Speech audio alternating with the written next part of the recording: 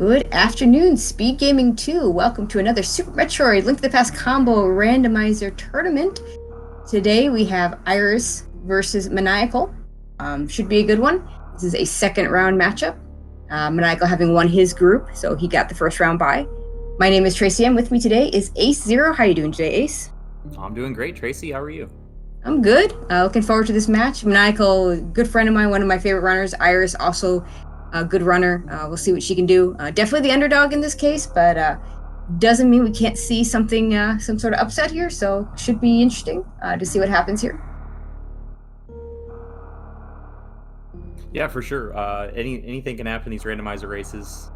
There's quite a bit of game to be played in both Link to the Past and Super Metroid. So any items giving movement advantages or an out of the way item that one runner opts to skip or just doesn't find early could make a big difference for sure. We should be starting any second now. Maniacal looks like he's just double checking that his controller is correct and his moonwalk is on. I know I do that on occasion too. Nothing worse than starting play and you realize you didn't set your buttons correctly. Yeah, especially if your settings are only a tiny bit off of the default settings and you don't notice it right away. Yeah. Now, I know Maniacal has a lot of changes on his controller settings, so he'll notice it right away, but he had it correct, and here we go.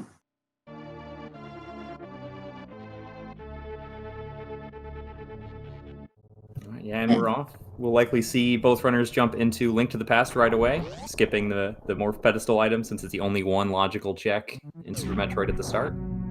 I mean, there's two items down there, but the odds of the second one is going to be something that they want right away. I mean, I guess you can still get it. I mean, Maniacal in particular, very well versed at doing the damage boost. Well, Iris is the one that goes down. Okay.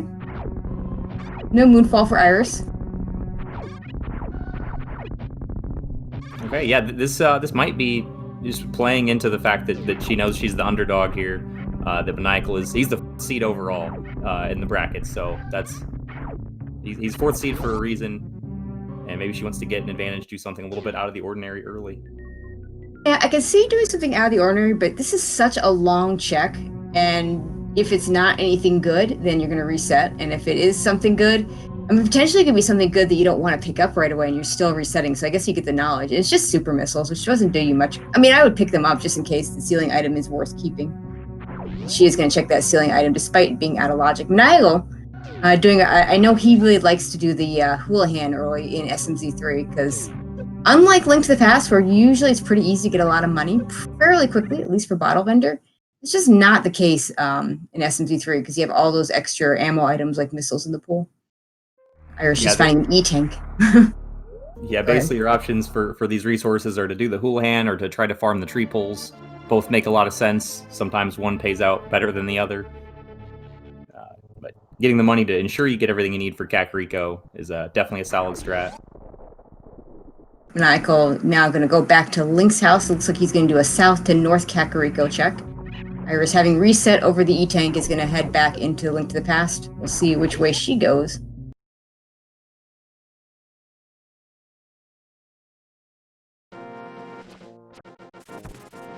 Maniacal does get one of the 50-50 bomb drops. There's two of the bushes that have a 50-50 chance of dropping bombs, so he's got at least one to go into Kakariko, which makes sure he can get the race game item if he needs it without having to double back. Blind check it. I feel like I don't usually see him blind check this, but today he decided I'm just going to go for it. He'll buy bombs as soon as he gets into town, so he'll have plenty. Yeah, and at this point, even if it's just a missile pack, it's still worth picking up, so there's a lot of value here, even if it's not necessary. And the cape you pick up. Yeah, that might be necessary, and if it's not necessary, it's still going to be helpful. And you hate to have to backtrack to come get it if it does turn out to be necessary, in particular for the bumper ledge. You can get around the spike cave with bottles, or of course the blue cane will get you through that too. But if it's the bumper cave and you left that cape there, not good. Yeah, definitely. Iris showing the tier 3 tree pole is just single rupees, so that's not very helpful. And nothing at the lumberjack, so we won't have to see Aga for that. That's good news for the runners. But a very interesting item there in the library, the powder, which is a really nice safety, but could lead to an item later. And we already have a moon pearl. Is a much nicer item. Well, it's a much more needed item, if nothing else. Yeah, definitely.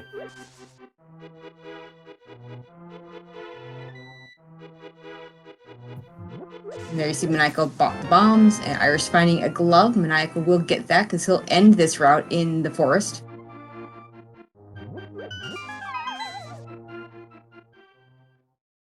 Yeah, hopefully for Iris, she gets some rupees or bombs. She's not in the greatest shape with the tree pole and the bush crab not giving a good prize either. Yeah, and power bombs not going to help her out until she gets into Super Metroid with a morph ball, so that's not going to help her out here. Oh, there's some bombs. That's a nice tree pole. That's good. That's the tier 1 tree pole. It looks like is 8 bombs. So she's in much better shape. A lot better opportunities to get rupees. Hopefully she can get enough to afford the bottle vendor item, even though it looked like it was nothing. Sword from an... Yeah, that's a good find. Being able to deal with combat early on is really helpful. Plus the ability to navigate dark rooms a little bit easier. Maniacal's very experienced and should have no problem, but the sword makes it a little bit easier and a little bit faster to do so. Already going to have Dark World access because that was our second glove. Each one is going to get the other glove pretty easily, and each one's getting... Iris will get that moon pearl. And a Various suit already. Alright, so some good offense with the sword for Link to the Past, and some good defense for Super Metroid with the Varia suit. That's nice. Varia suit opens absolutely nothing for us right now. We need at least a morph ball. A speed booster would open up parts of Norfair. Although we need a lamp to actually put that in logic, since you'd have to go through the cave in the mountain.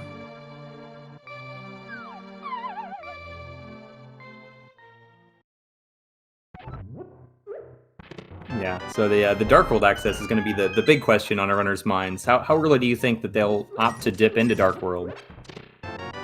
I'd go in right away. I mean, it's giving you the access to do it. I would just go in. I don't think I would do... I don't know if I wouldn't do Thieves Town. These two might. They're a little better than I am, I believe, at Link to the Past. I know Maniacal in particular is a lot better than I am at Link to the Past, but there could be something there. And it's, navigating the Dark World is a little annoying with this few hearts and this little offense, but it is definitely doable and definitely in logic. Yeah, the big issue with Thieves Town would be the missing hammer. They might have to orphan an item there, so that might be a factor. I think we'll likely see a more conservative play of South Shore first, at least checking Mini Moldorm. But that'd be fair. You could definitely make an argument, since you're right here in Kakariko, just to jump right into Dark World. It would make sense. Maniacal saving according to the Sanctuary. Let's see where he... Oh, he's going to check Back of Escape. I like that choice to do that before any of the other stuff. Yeah, and he has a small key, so he can go through Back of Escape to Dark Cross as well. That one... I think it depends. If you don't see a map here, I mean, they've already gotten the key. If you see a map here, then I think that's a better play than if you don't, because you'd hate to have to backtrack through the dark and just get a map there. Yeah, I absolutely agree. He chooses. With the front of Escape still on the table. Yep. Yeah, he'll opt to check that, and then if needed, go to Dark Cross later on.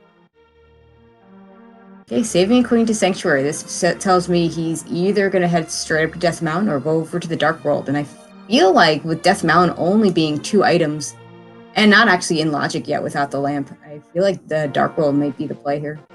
Yeah, and Iris making the same play. She did not go down to Race Game yet to get the cape. She didn't scout out the powder on the library. Neither of those is really essential right now, but could be later on. If she doesn't see that they're there, that could be a factor. Okay, I saw pendants at Ice, Todd, and Meyer. Yep, and Red Crystal at Thieves Town. And I did not see the other Red Crystal. Or was the other Red Crystal? Oh, Hera, right. Hera was the other Red Crystal. And there's Maniacal's map check. He sees the same thing.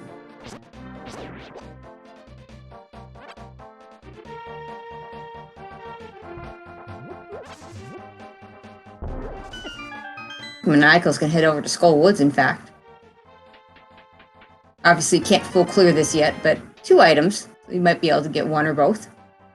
And the fire rod is in the brewery, so Iris will be able to full clear Skull Woods when she opts to do that. It's a really dangerous dungeon with 4 hearts and fighter sword. So and green mail. yeah, imagine she might put that off for a little bit, but when she does go in, she'll be able to clear it, which is really nice. But Maniacal getting the hammer, so that means that he'll be able to full clear Thieves Town. So this is really interesting.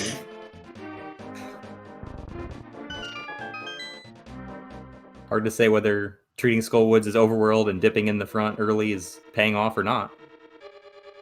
I personally am not a fan of the concept of Skull Woods. Skull Woods is just overworld because it's got 3 keys, not to mention a map and a compass and a big key. But definitely paying off for Maniacal with that hammer. I say that. Oh, and a book. Wow, 2 actual items in Skull Woods. He's gonna death warp to the front. Probably maybe head into Thieves Town next. Yeah, with the hammer, I imagine so. It won't have anything. There won't be anything there in Thieves Town he's gonna leave behind, as long as he can make it through safely.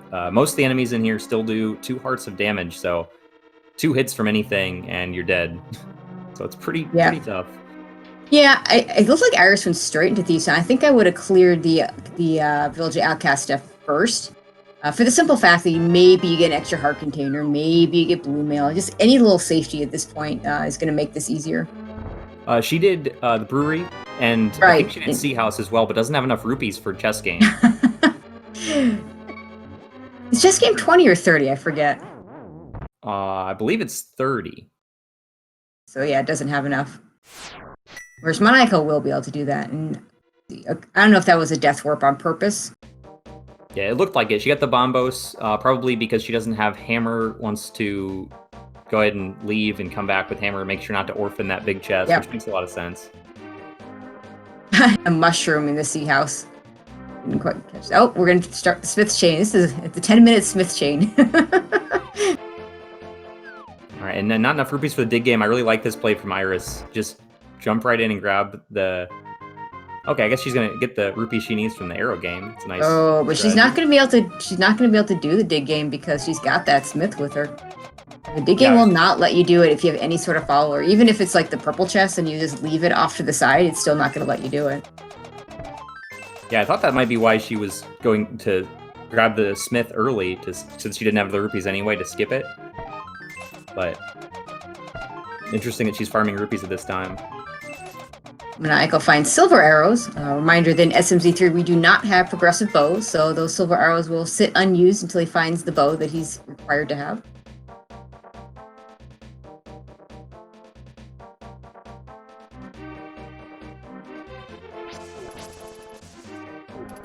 Yeah, and I didn't see how many items were here in the front of Thieves Town, but I know we saw the Bombos medallion and that super pack that Maniacal had, so ammo early on is pretty good. Can't use it for anything just yet.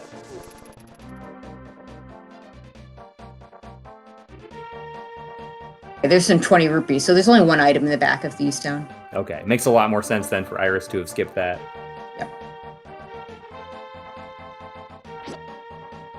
And noticed a bottle from Stumpy as well, so the next time Iris returns to Kakariko, she'll be able to turn in the bottle on her way in, probably back to the Dark World to do some more of these checks.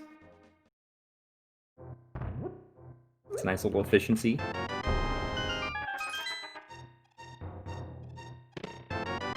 Speed booster. Could get that morph ball behind that speed booster.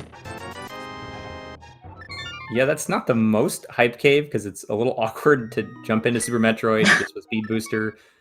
It feels a little bit bad because of how many things are locked behind morph ball you're going right past, but it's still pretty good. Now, if we see a wave beam in the near future, that is a very strong signal that they need to go to Crocomire. They already have the Various suit. The wave beam would put Crocomire in logic.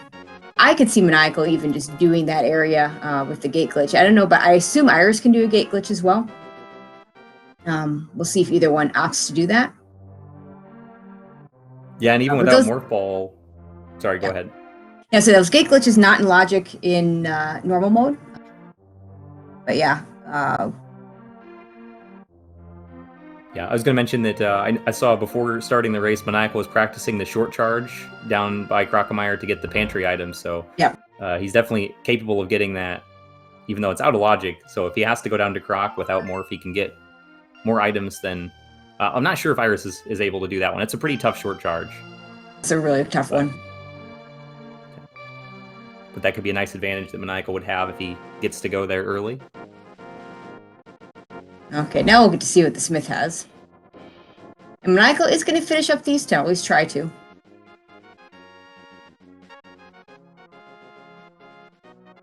But if you know how to do the script for blind, then you should be fine. But yeah, even if you do know how to do it, it's still a tough fight. Any little deviation. Yeah, just as dangerous as these crickets upstairs in Thieves Town that do full 2 hearts of damage. Like I said, Yep. On 1.5 hearts, pretty much one hit KO. Yeah. Too bad the Maniacal doesn't have any magic to use that cape if he gets in trouble, because he does have the cape, but just can't use it. There's one small pot of magic in the basement, but that doesn't buy him a whole lot of time.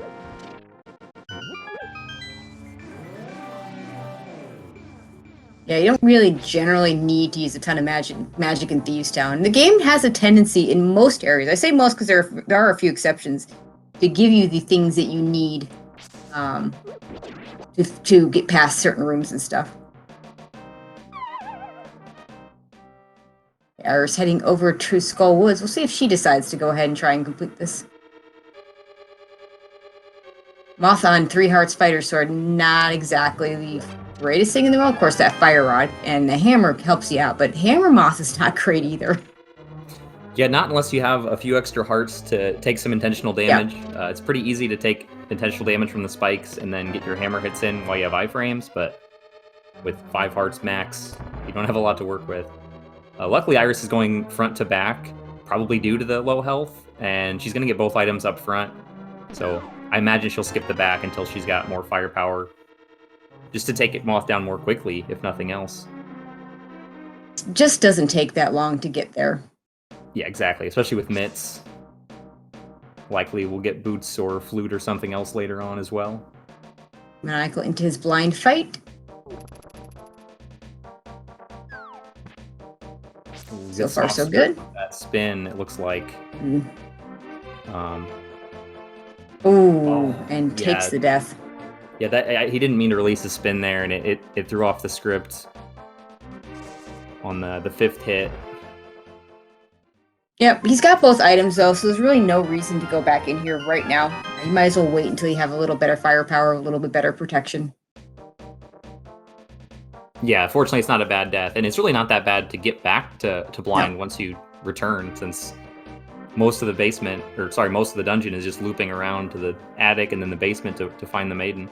Yep. See, hammer pegs. Iris does have the hammer, but opting not to do hammer pegs. Probably going to do the dig game and then hammer pegs and grab the purple chest, I'm imagining, which is really good routing. Her routing has been kind of interesting because the way she grabbed, I don't know, when she skipped the Smith, grabbed the Smith and thus couldn't do the dig game, and then went and got money from the arrow game. Yeah, I wasn't unsure about it, but if she knew she was going to come back for the purple chest, it does make sense to do dig game on her second trip, so I like it. I don't think she meant to pick up that arrow. It looked like she was trying to avoid it and then decide, well, I got to go that way anyway if I want to leave by the Mit's skull there.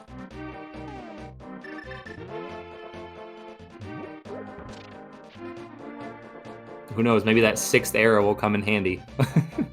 Yeah. Of course, they need the bow for that. Yeah, we do still have the capacity upgrades in SMZ3 that they took out in A Link to the Past only. So you could end up with that one arrow still mattering, I guess. Not likely. Yeah. Plus, with the enemy drops being randomized as well, there's potentially a chance where none of the enemies drop arrows. And if that's the case, then they could be much more useful. But unlikely, as you said. Who gets that bottle?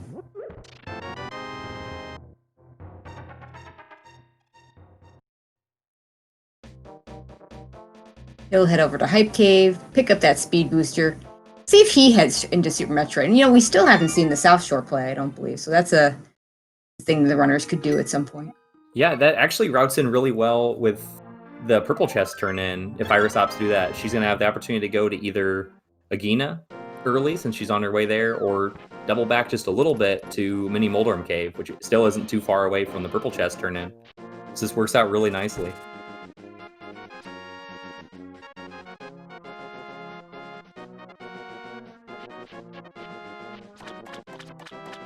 Now it gets his speed booster.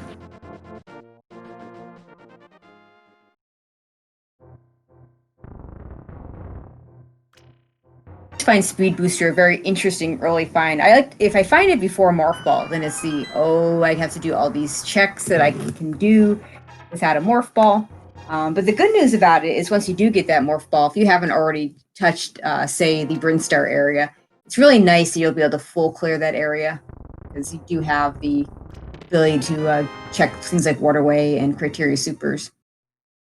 Absolutely. That and the peace of mind, just knowing that the early supers, the Brinstar Reserve tank area, that's all in logic. Yep. Which I know I personally forget a lot because it's just so muscle memory to do that mock ball. Yeah, I mean, most people are still going to do that mock ball, but yeah, if you keep in mind that whatever you get behind it is not in logic, if you don't have that speed booster, that can help you find other items and avoid checking locations that you wouldn't have to check. And we're still low health enough that Maniacal does pick up the piece of heart there. Yeah, with all the Dark World enemies doing 2 hearts of damage, usually odd numbers is when you have your cutoff to stop picking up heart pieces or heart containers. So it might be that 7 is the number that he wants to hit before, opting to skip those. Iris very unhappy with her shield. It's not the worst item, but not useful, not worth the walk all the way over here to Agina. It's like Maniacals can do an early catfish check. Not often we see catfish check before Mini Moldorm. Yeah. Nope, we haven't seen Mini Moldorm, we haven't seen Sahasrahla or Eastern. Those are 2 really dense locations that surprisingly we haven't seen. And the flippers on the desert ledge. With the book in hand from Skull Woods, this is really nice. Iris might actually be able to complete desert as long as it's not boots locked to get her first crystal. Just a reserve tank from the catfish. And as pointed out, Ice Palace is fully completable in logic with those flippers. It is. What a horrible Ice Palace.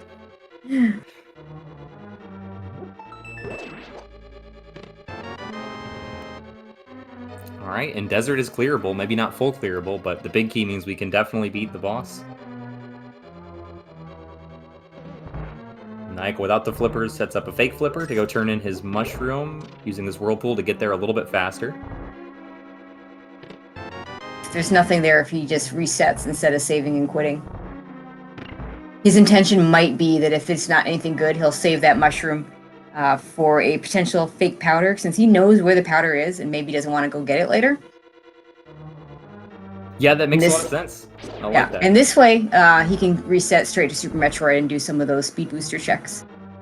Those non-morph speed checks. Yeah, and this desert place, so since we didn't see the small key in the big chest, completing the dungeon isn't necessarily in logic, but it's definitely doable, and since it's a crystal, Iris is going to do it while she's here. There is certainly an item still at large, so if it's not on Landmola, it's on the right side, and she'll need boots to come back and get it later if it's necessary. Maniacal is going to do the speed booster checks. Weird to not see any energy tanks here. Yeah, it really is. I mean, Brinstar's pretty safe, so he shouldn't need him for anything, but nah, he's fine. Not at the moment, anyway. He's got various. And he's got the Varia suit, so it runs right into some rupees.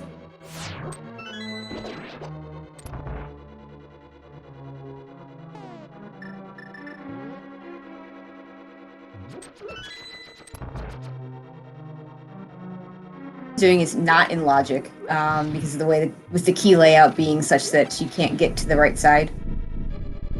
the game will never force you to use keys in such a way that you're locking yourself out of items. It basically assumes you're going to use the keys in the worst possible way. Because theoretically, you could take that key under the pot, take it back to the right side. It's actually a common play, more common play, I'd say, with a pendant. Yeah, it depends on the pendant or crystal reward, depends on what items you have, how close you are to go mode, what game mode you're playing, if it's a Link to the Past rando, but obviously if it's a crystal, you want to try to avoid that, getting that boost requirement if you can. Oh, there's wave beam I was talking about. Yeah. Now this is going to be interesting because Maniacal, very capable of doing the gate glitch. If he doesn't find anything else here, he might still reset and not worry about that wave beam because he can just gate glitch to Croc, but he'll know it's in logic because he knows that wave beam is available to him. That's a really good point. Meanwhile, Iris does a great job taking out Lanmolas. Limited magic has to resort to Hammer, which can be hard to hit, but does a significant amount of damage. On the other hand, you can find the Morph Ball, and then you're just not going to reset.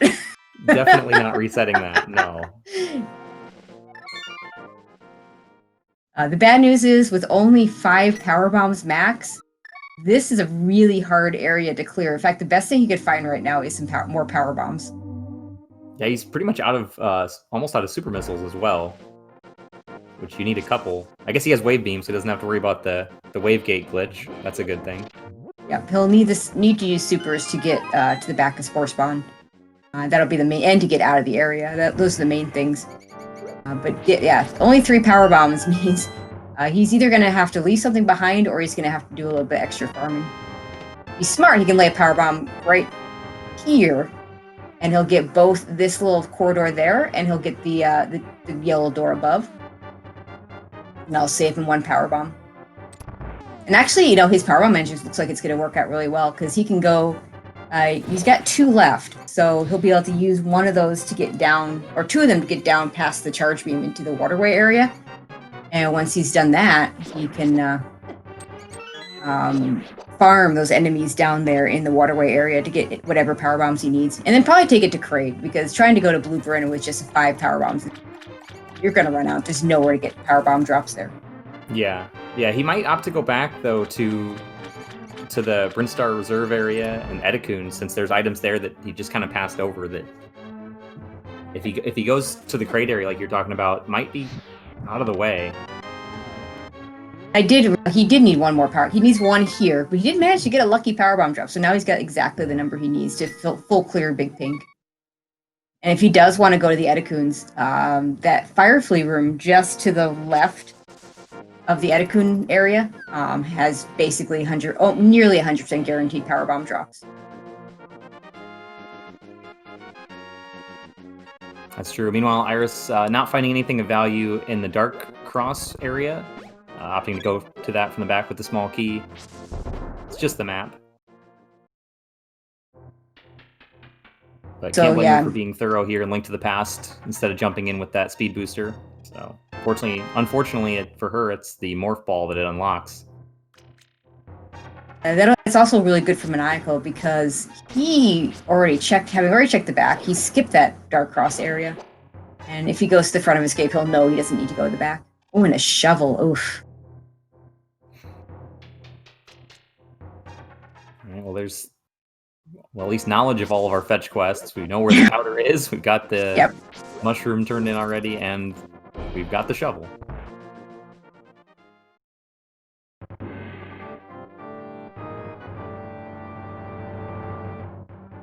Give rupees. I'm like, I don't need those.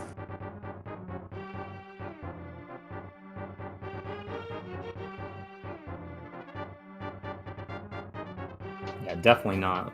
So yeah, it looks like he should be coming back to farm those power bombs, and we'll see if he opts to go left or right from here. Ooh, the hook shot in front of Escape. Okay, that's going to be required for sure. So sure. Iris not getting her Morph Ball anytime soon, probably getting more items to pull her away from it, but at the same time, she is getting a lot of progression. Yeah. So this might just lead to a lot of divergence from the 2 runners. Very interesting.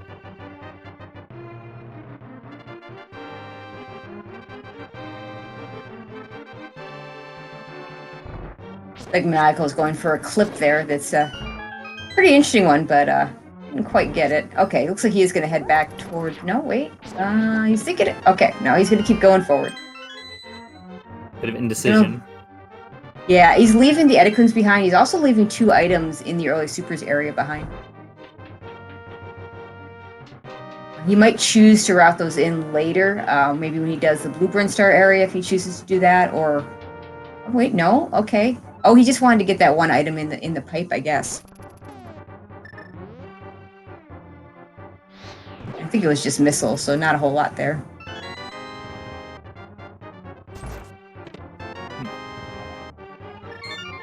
Yeah, with 5 power bombs, there's really just not a good way to route this, no matter what you do.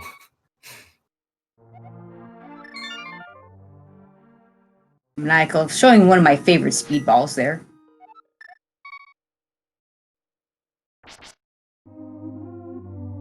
And Iris taking that hook shot. Starting at Sanctuary suggests she might either be going back to Dark World or up to Death Mountain.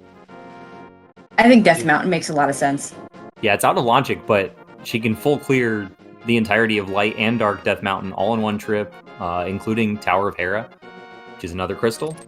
And Maniacal finding the mirror, which is really good that he decided not to skip the Edicuns, because it might have been a really long time before he got back here if he had kept going.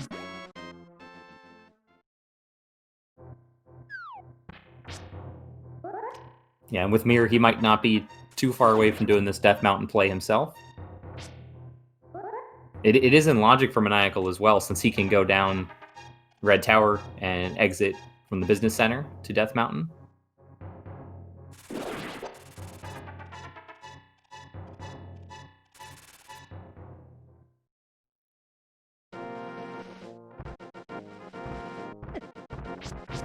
Old man, not logic.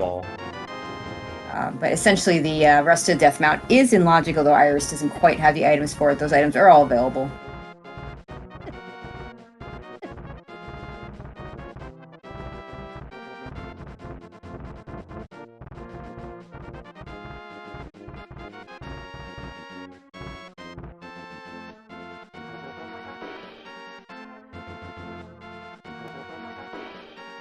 Maniacal chooses to grab that heart container.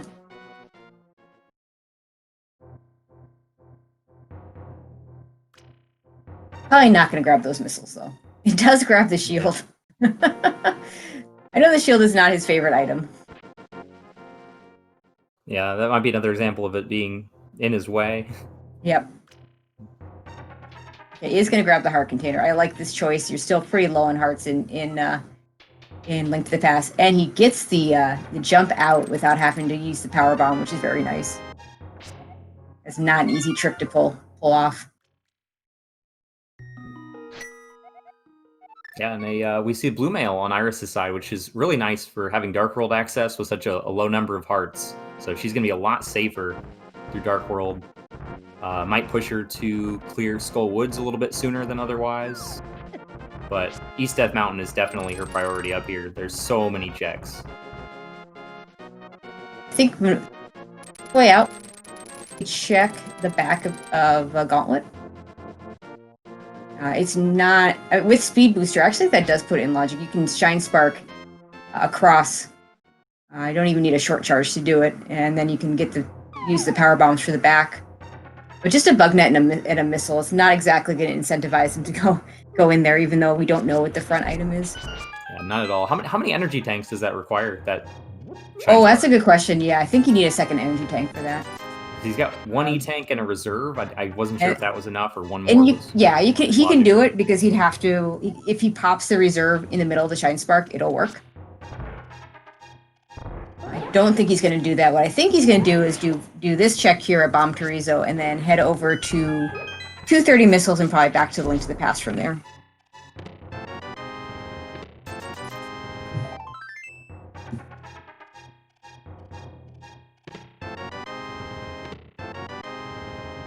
Meanwhile, apart from those power bombs, which are going to come in handy once Iris finds her Morph Ball, not a lot of value in Paradox Cave.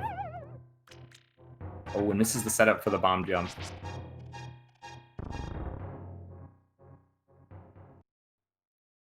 See, Maniacal not heading towards 230 missiles.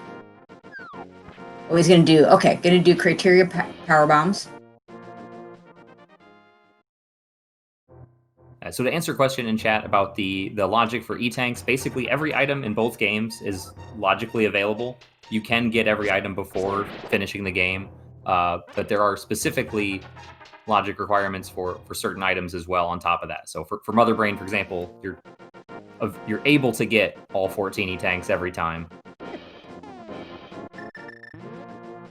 In particular, the Shine Spark that we're talking about, it's not even so much, it's not a logical requirement. You actually need a certain amount of health to get across. That includes 2 E-Tanks. So in that case, it's more than just logic. It's actual, the physical ability to go all the way across on that Shine Spark. But it looks like what Maniacal's going to do is he's just going to go ahead and check the item and be ready to reset. Looks like a boomerang on the... I haven't seen Not sure which one. It's the red boomerang. It's the red one? Okay. Yeah, it said something about red returns to you. I saw the returns to you part. I didn't see the color.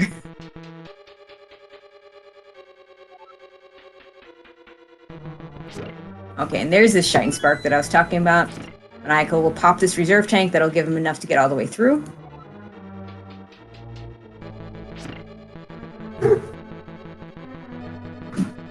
Got the appropriate book spam from Iris as she goes through the Tower of Hera.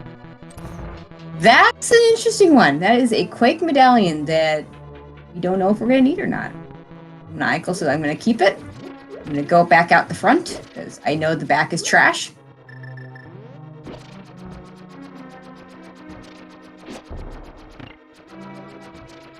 Yeah, and that's nice knowing that Turtle Rock is a requirement. Maniacal already has 2 of the 3 medallions, so not a whole lot of concern, but could still need the Ether medallion.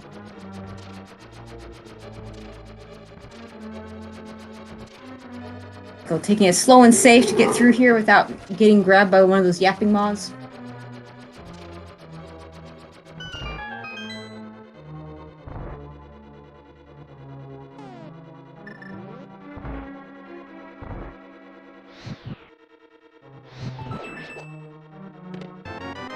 So one nice thing for Iris is when she does finally get her Morph Ball, her Power Bomb situation is going to be much better. She's picked up quite a few more than Maniacal has with the only 5 that he's sitting on right now.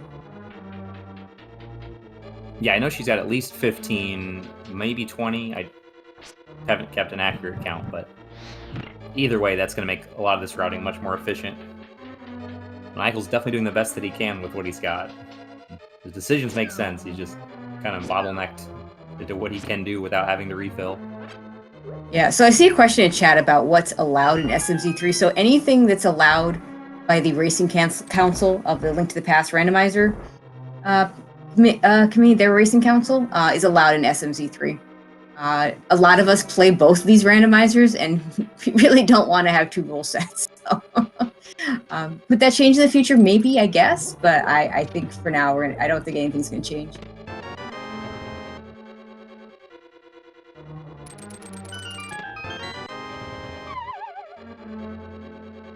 Getting a blue boomerang at Old Mother Brain. A little surprised he's going to do these checks right now with only the 5 power bombs.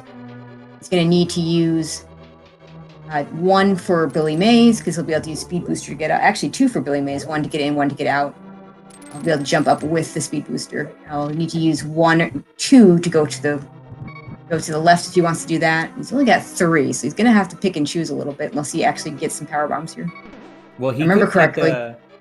He could use 1 to go to the left and then just not continue on through, since he doesn't need to go to the Green Hill Zone. So if he finds nothing, he'll be able to reset out of here.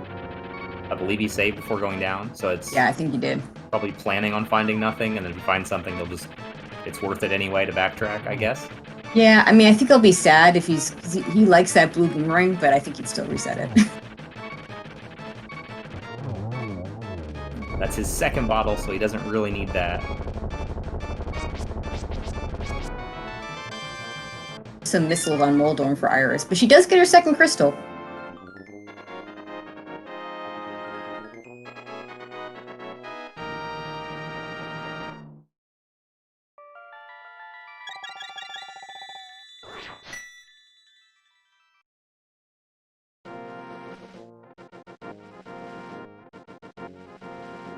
Billy Mays has for us. Nice mock ball on the bridge. And just rupees. Rupees, but wait, there's more rupees. Yeah, exactly.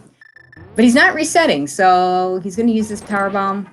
I guess he's gonna. Guess he wants that boomerang because that's the only good thing he's gotten here.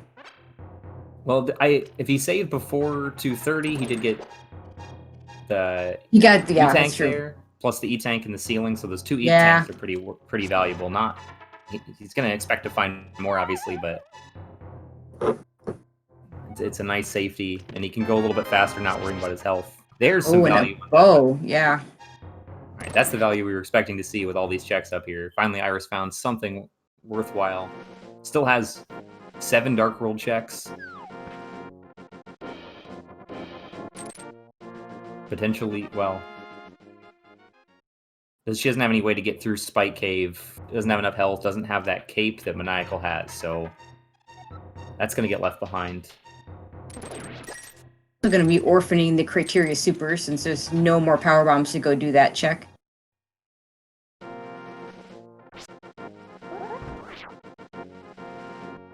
Ooh, and Space Jump on the floating island here on Death Mountain. Maniacal has the mirror and Iris does not, but I imagine at some point she'll route that in and be able to pick it up after getting the mirror. Although it might be a while since there's really going to be no other reason for her to come up here without the cane to get into Turtle Rock. Turtle Rock is Bombos, so we're no worries getting in there. Maniacal gonna do South Shore at least. We'll see if he goes over towards Desert first, or if we finally get a look at Mini Moldorm Cave. That's right. I forgot entirely that we don't know what's in there yet. Yeah. We don't have that information. It's not normal. Especially for both runners, yeah. Yeah. It'll be interesting to see how long it takes Maniacal to get to the front of Escape, because that's not... that's one of those checks that people will often leave behind. Screw Attack. That's going to be really helpful. That might incentivize Iris to finally go do some of those Brinstar checks, because Screw Attack basically gets you the same stuff as Speed Booster.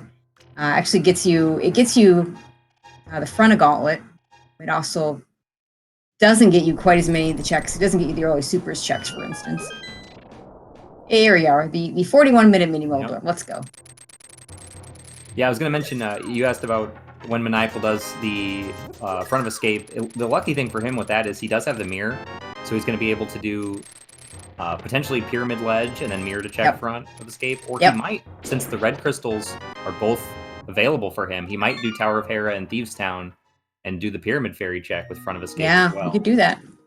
And this loadout for Thieves Town looking a lot better than it did when he tried to do it in the first place. Oh, yeah.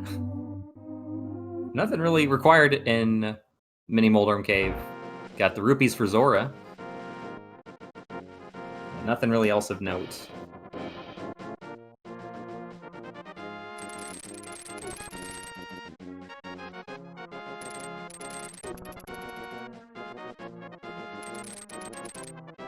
Maniacal checking the stun prize, just a single rupee. Yeah, vanilla stun prize, boring.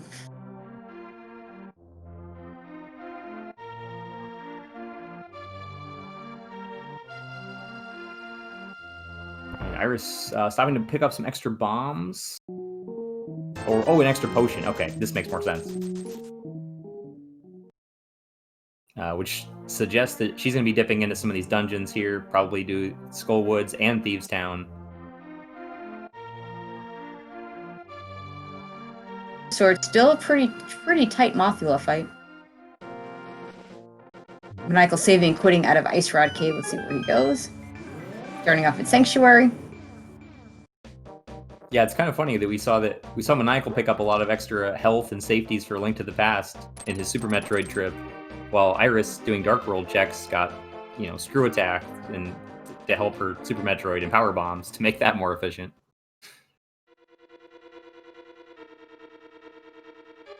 Maniacal gonna go to the mountain. So he'll be able to get everything that Iris got except for the hookshot cave stuff. Yeah, Hookshot Cave and Super Bunny Cave. Or no, he can do Super Bunny You, Cave. you can do Super Bunny. Yeah, he's still got the mitts.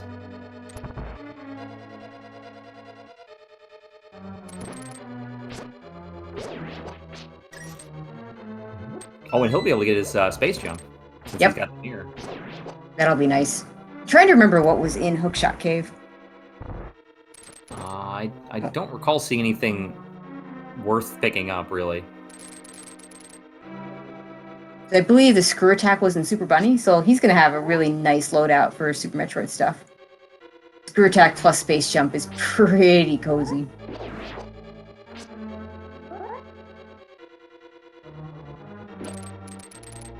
Just a flute away from seeing a nice, very early Lower North Air play.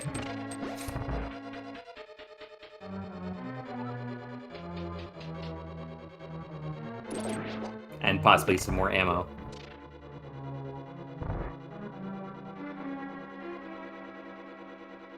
Well, there's a super pack right there that Maniacal will be able to get. See if he chooses to pick up the blue mail.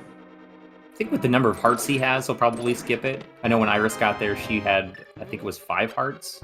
No, he's gonna get it. Okay. Yeah, I could defend either action here. Blue mail. To me, the difference between green and blue is a lot more significant than between blue and red. And who knows where that second mail upgrade is. But on the other hand, this is a bit of a time sink. This is not a quick pickup. Looks like he's going to try for a bomb jump to get across. This is one of the more tricky bomb jumps, though. And then if you fall down, you're done. Yeah. You can't get back up there. Yeah, and Iris had a little bit of a better time with this since she had the hookshot access to East Death Mountain. So she was able just to save and quit right after picking it up, whereas Maniacal, since he failed the bomb jump, has to walk all the way back up to use his mirror. So it's a little bit more time consuming for him. But definitely still makes sense. If it saves him from a death somewhere, then it's worth picking up. Yep.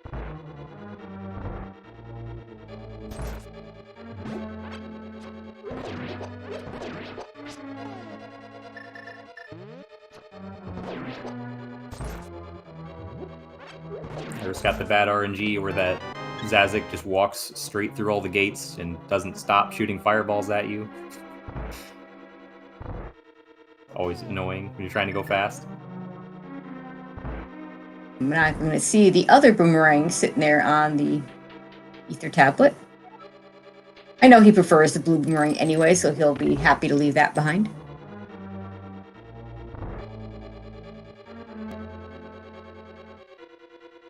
Yeah, they both have their uses for sure. I don't know if Maniacal's familiar with any of the Ancilla Splash deletion things, but he should get his flippers at some point. They're sitting out in the open, so I imagine it won't take too long.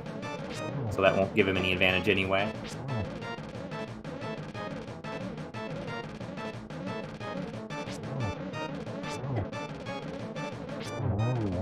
Iris gets a little off script on the blind fight too, but it only takes 2 hits, able to clean up very nicely.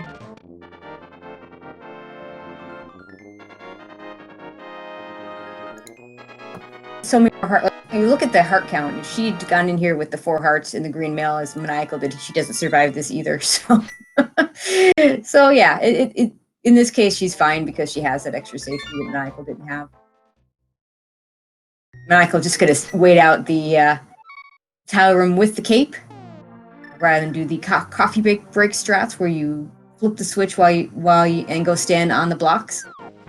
But with the cape, you know, if you're holding onto something while you have that cape on, your magic doesn't drain, so you don't have to. So it's basically the same time sink. So you're not losing anything here by doing it this way. I'm not sure. A little bit of surprise that Iris opted not to do Skull Woods while she was already in the area, but I guess Yeah. having both items, like you mentioned earlier, she can get back there pretty quickly. It looks like she's going to Pyramid Fairy. Since she sequence broke Tower of Hera, trying to get an advantage out of this early makes a lot of sense. I think this is a good play. I don't think she scouted out the Pyramid Ledge yet, or Catfish that Maniacal did. No, she hasn't. She can pair those together nicely.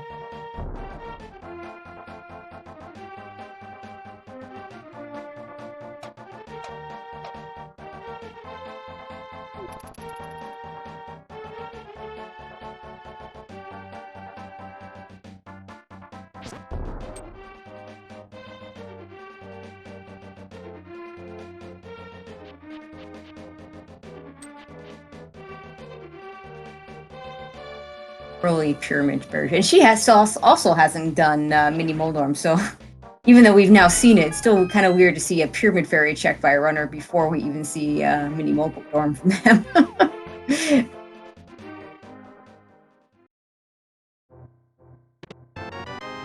And a Spazer, you know, we don't have no beams right now, so Iris doesn't even have that wave beam yet. Definitely appreciated. We might see Mini Moldorm paired with a Swamp Palace play from Iris at some point.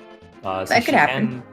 She needs Mirror, of course, for that, but that might be what she's waiting on. Something, because at this point, if you haven't done Mini Moldorm Cave, you don't want to go all the way there just for that, since you could have done it so long ago. And doesn't really pair very well with anything else except for maybe Ice Palace.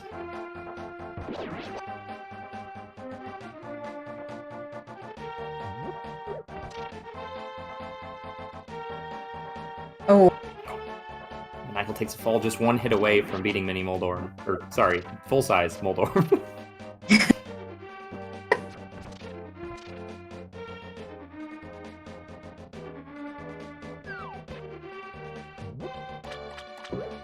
Yeah, we still have...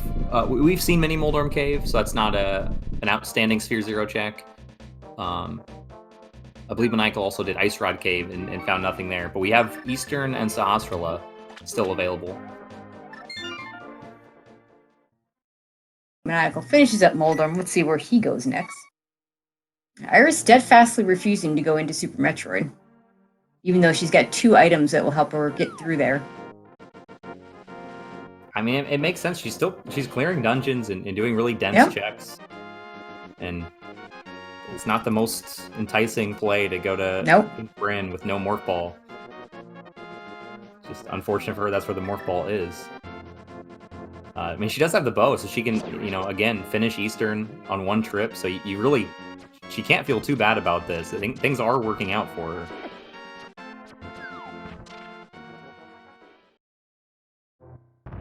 Saw space jump. He'll pick that up most likely once he's done here. That opens up the Bubble Mountain area for the... Well, okay, it's already open for him because he's got power bombs and can do speed booster.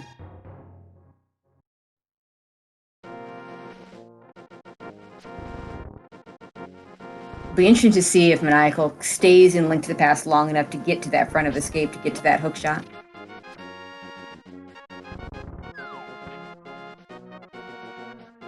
Maniacal gets his bow.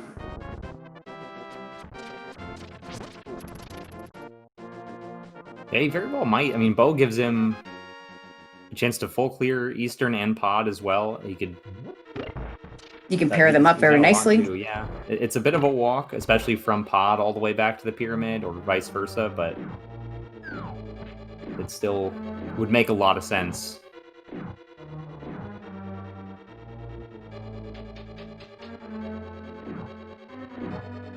Pod being the green pendant does have a little bit more value than a red or blue pendant would.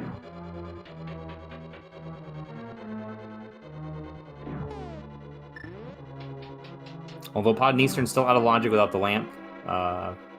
Iris has done several dark rooms already with the fire rod. Eastern in particular isn't too bad, so she shouldn't have a lot of trouble here. Eastern with the fire rod is very easy. Yeah. Pod with the fire rod definitely helps you in the hardest rooms. The Dark Maze doesn't help you there, but the Dark Maze is definitely doable. The worst part about that Dark Maze is getting an item that you can't see. Yeah, that and surprisingly, the Kanangos still do a full heart of damage with whatever mail you have. Yep. So sometimes it's... You think, oh, I've got red mail, I'm fine, but you only have 5 hearts, and yeah, if you get stuck on some fire, you can really rack up damage quickly. And to the point of those dark rooms, it's much worse in SMZ3 because you do have it's not just there's a handful of Link to the Past items that are pretty well known as not showing up in dark rooms: arrows, map, emits, the medallions. But in Super Metroid, so you can check your menu and see if you got one of those things, except the arrows, of course. But Super Metroid, there's some of those items that don't show up in the dark room, and you can't figure out what those items are until you go back into Super Metroid and check. My favorite was someone got a plasma beam in a dark room once, and they didn't know they had it until they were doing a gravity jump to lower Norfair. And when they paused to do that gravity jump, they're like, hey, look, plasma beam. Nice.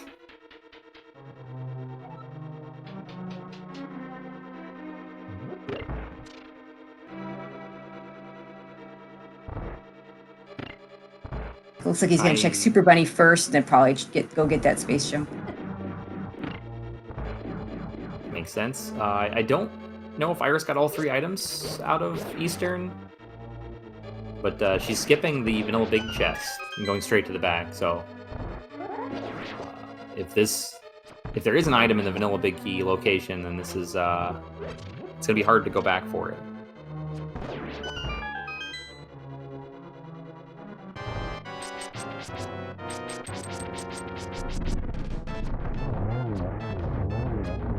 Silver arrows, this won't take long. And Maniacal's gonna go pick up that space jump and probably save and quit from there.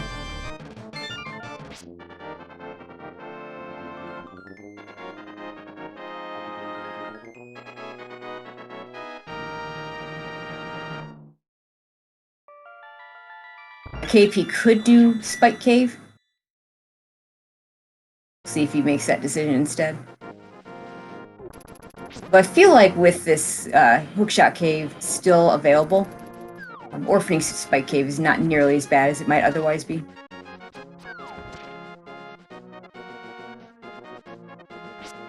He goes back into the portal, probably is going to check Spike Cave then. Yeah, looks like that's where he's going.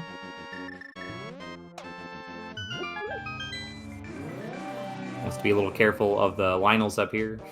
So he's gonna mirror and take the warp back to yeah, save. I think that's really smart with no shield to protect you there. Blue mail only, not red mail. Yeah, and he doesn't have that hook shot that could give him some iframes to get through the fireballs. So. Unfortunately, doesn't get a heart in one of those bushes. Those bushes often will give you either a heart or a berry. But he should be fine. Not having the hookshot here does make it a little riskier because you'll hookshot to the torches. That'll save you a little bit of energy.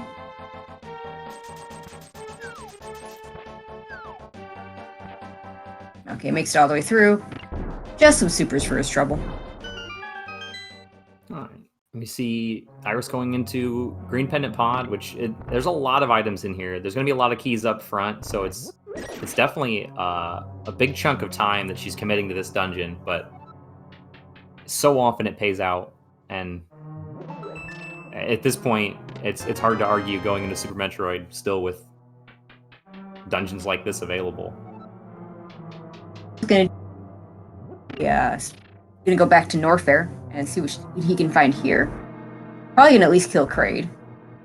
Might take that wave beam over to Crocomire. Wave beam, or in this case with the Varia suit, both wave beam and the speed booster alone puts Crocomire in logic.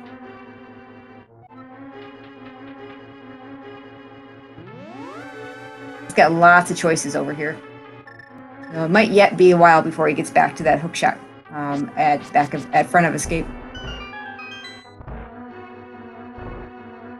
Oh, and there's a gravity suit. All right, well then we're going to be seeing Crocomire. Well, we don't have to see Crocomire to get the gravity suit, but we're definitely going to go near him. True.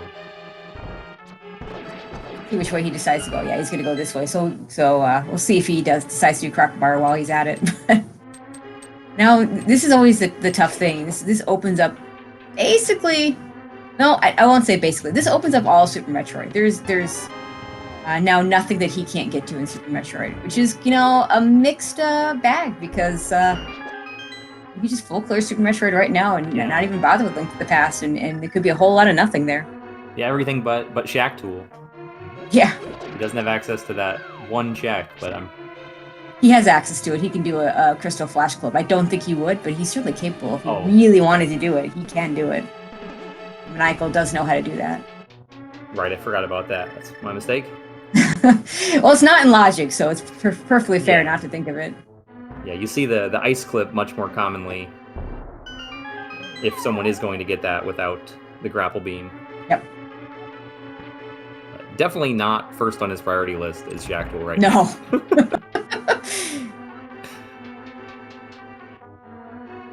Looks like he is going to do Crocomire. A Spring Ball for Iris. That's a nice find. Doesn't really do much in normal mode, though. In hard mode, it actually can unlock. It could be a required item using some Spring Ball stuff, the Spring Ball jumps and such.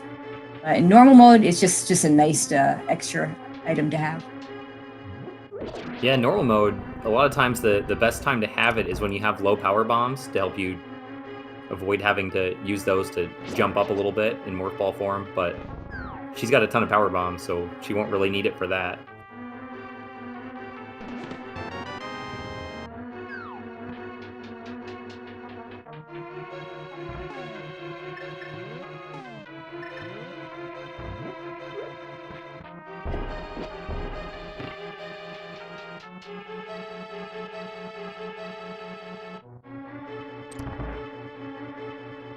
Alright, other than Spring Ball, everything else in the front looks like it was just keys.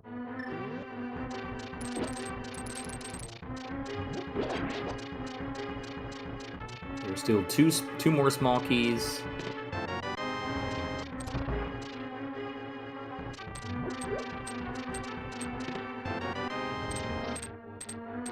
Master Sword for Iris, that's a good find.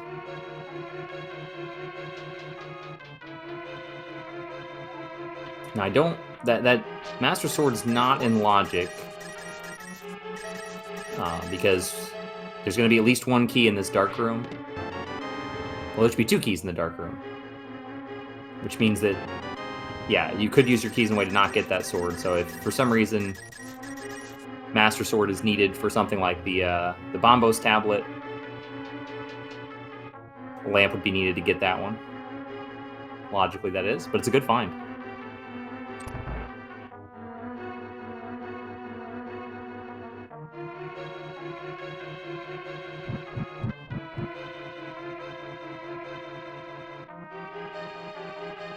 Well, looks like not a lot else behind Crocomire here.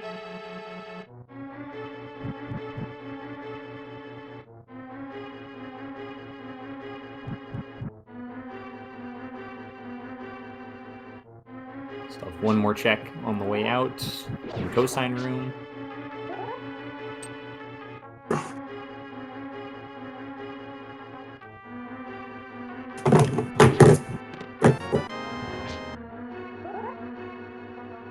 And as Tracy mentioned earlier, that's one of those dark room items that we can't see.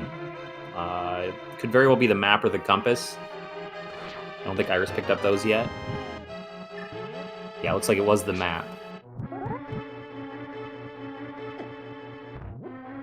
Sorry. Did I miss anything interesting? Not particularly. Iris found the Master Sword in the Harmless Hellway, Okay. which is out of logic due to the key placements, but a very nice find.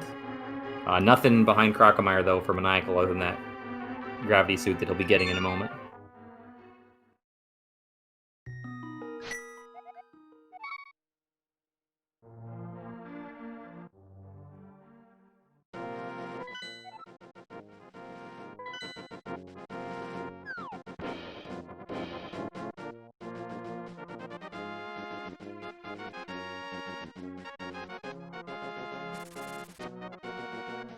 That gravity suit.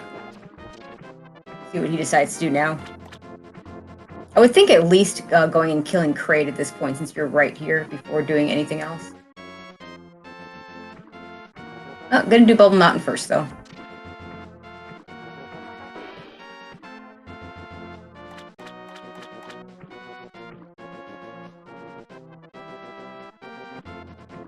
Iris gonna do some flippers checks. And gets a vanilla bottle. Is that the fourth bottle we've seen, or is that just the third one? We might have seen 4. It's at least 3. You know, there's Stumpy, Mini Moldorm Cave. There's that one. Oh, is Maniacal gonna... Okay, he's just checking that container heart. Probably doesn't grab it at this point. He's got blue mail and quite a few hearts at this point. I do wonder if he's just gonna rush Lower Norfair at this point. He certainly could. got 30 supers, which is exactly enough, not counting all his other ammo to kill Ridley. So it's definitely an option he has. Yeah, and there's not a lot he could find to really make it faster, apart from, you know, that charge beam right there, and maybe plasma. Yeah, well, the charge beam makes it safer. It doesn't make it faster until you get another beam. Because the supers have the highest DPS. But right, if he misses a super, though... Yeah, he's not going to get Nice soft locked if he runs out of ammo. And I know. although it's 75 missiles and 20 power bombs, I don't think he's running out of ammo. Regardless, No, he's good enough that he definitely not. can do that fight. But the thing I like about Lower Norfair in general as a check is it's a really linear part of the game, with the exception of the GT area. So what he could do is he could save at the top of the lava dive, check the GT area, see if there's anything there, and if there isn't, he can reset. Possibly go into Mire as well, though the Mire area. High jump boots. That'll even make it cozier if he wants to go to Lower Norfair right now. Yeah, but everything else get into Mire, though, is the only real drawback of that. I absolutely agree. There's a lot that he could do there, but yep, no hook shot or boots to get into Mire. It's a pendant though, so he probably doesn't want to go in there. Yeah, you're hoping never to go in there. But he could check the Mire shed. He could check the checkerboard too if he wants to. He'd even do desert from there, because he has the mirror. Yeah, and he'd stumble into his flippers that are on the desert ledge if he were to do that. Well, we see Iris finally doing Mini Moldorm Cave at 1 hour and 5 minutes. Yep. Plasma beam, that does that. Oh. I you know what? If I were Maniacal, I think I'd just beeline straight down to Lower Norfair. In large part because of that linearity. Like Meridia, I would be less excited about because it's not linear at all. I mean, ask any hundo Super Metroid runner. I mean, we know the route now because, well, it's been there for a while, but it's definitely not the friendliest routing in the world. Wreck ship, ideally you want to do that at the end so you don't have to check the rest of it. Looks like no, maybe he's. I thought maybe he wasn't because I thought I was down the What I like to call the I was surprised he didn't do what I like to call the Remembered Highway because that's the route you take from Wavebeam to Lower Norfair in what we call New Route. I call it Remembered because we remembered it because of New Route. Old Route never uses it, and in the vanilla game, I shouldn't say vanilla so much as casual game. That's the intended way to get to your wave beam and speed booster area on the other side of Bubble Mountain, because you're not expected to be able to do wall jumps. So it's remembered by New Route. Maniacal says, no, I'm just going to go the other way. And with Charged Plasma, killing GT is going to be easy. Or killing the Golden Chorizo, the Metroid GT. So he may just go, he's just going to go left and just do it. Makes a lot of sense. No value from the Zora area, it looks like. We'll see where Iris is headed next. I foresee to Super Metroid or the Ice Palace. Yeah, I foresee Maniacal is just going to go ahead and full clear Lower Norfair. He's going to dip into the Mire area, probably do desert while he's there.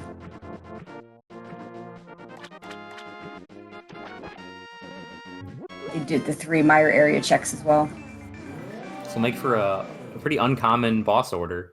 Yeah. First. Well, he has run RBO before, so True. You don't usually have Gravity Suit and Variety Suit for RBO, but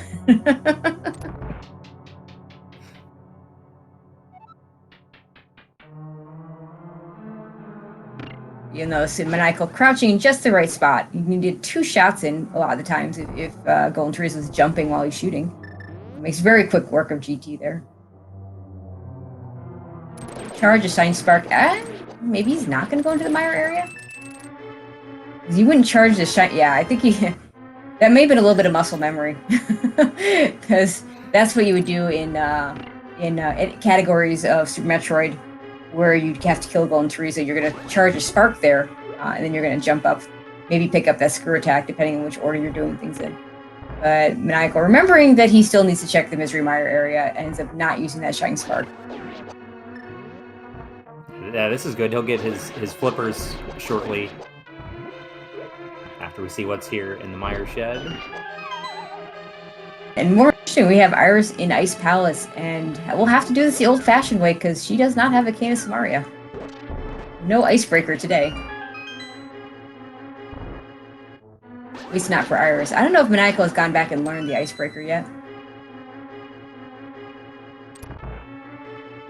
And it is a pendant dungeon, so I gotta say, I actually kind of don't like this play from Iris. I feel like the game gave you Speed Booster and Screw Attack. Usually when it gives you those things, there's a good chance the more falls behind one of them. And Ice Palace might be just a big waste of time here. Yeah, I agree with especially knowing, obviously some of this is probably matchup dependent. She knows her opponent, she knows how good Maniacal is at Super Metroid, but the fact that she's sequence broken Link to the Past, which obviously is not Maniacal's stronger of the two games, and she's gotten value to help her in Super Metroid, kind of makes me think it would push her that direction. You know, getting all the power bombs and the screw attack out of logic. I would think that would draw her in, so I'm in agreement. But there are still 3 items here, and if there is value here in Ice Palace, it'll be really big because it's something Maniacal won't do pretty readily. Oh, Maniacal's not touching Ice Palace for a while. Definitely not. Okay. Maniacal sees that Desert is boots locked, but not hard boots locked, so I do expect him to go ahead and finish this. I don't remember whether there was an item on Landmo or not. There was not. It was the map.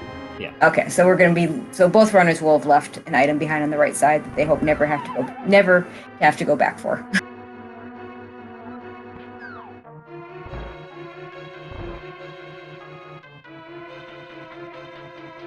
And looks like we haven't seen any of the items yet here in Ice Palace.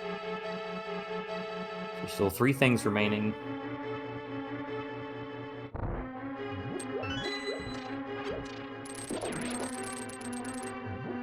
Unfortunately, the item placement looks like it's optimal for an Icebreaker clear, but we don't get to do an Icebreaker clear without Cane.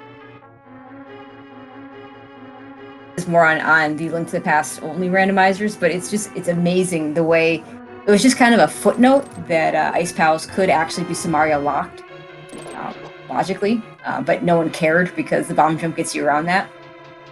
But now you don't want to go into Ice Palace without Cane to Samaria because of the Icebreaker.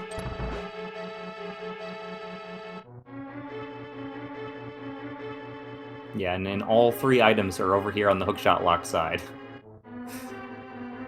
Still doing a very nice job with the Landmo's kill. I love that silver arrow kill there. Yeah, really well done. Nice first cycle. I guess there could be an item on Cold Stare. On Cold Stare, yeah. At least 2 on the right side that's hookshot locked.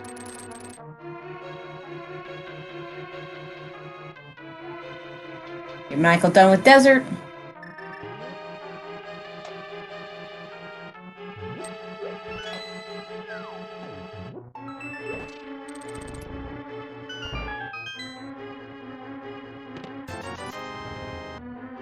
Bees. See Checkerboard Cave. And nothing in Checkerboard Cave, just some arrows. Arrow capacity, actually. Yeah, and there's that last small key, so there is for sure an item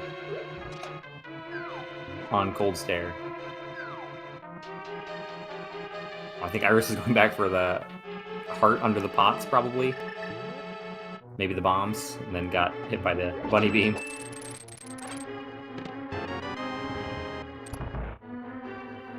And Cold Stare. Or unless PED becomes a thing, it's not going to be worth it. Maniacal picking up his fire shield.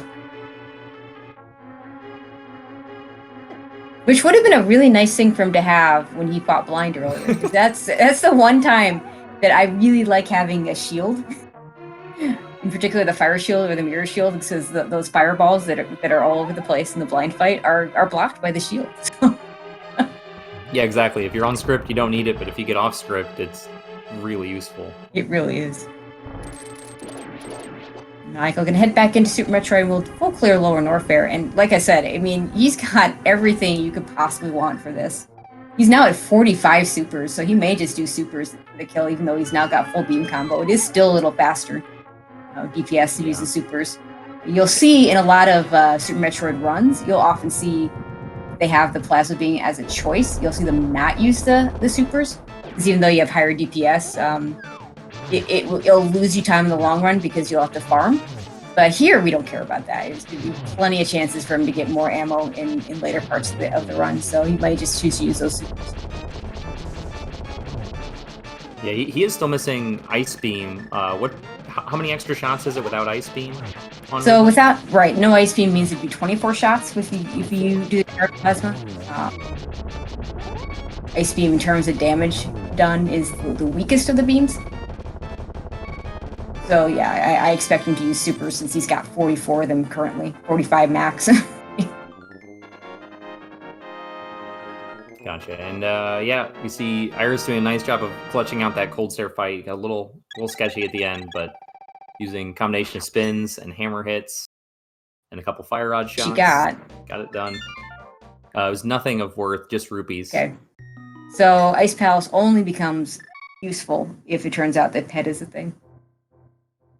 And when Maniacal goes back into Skull Woods, I wouldn't be surprised if he goes and mirrors and checks Ped just to be sure.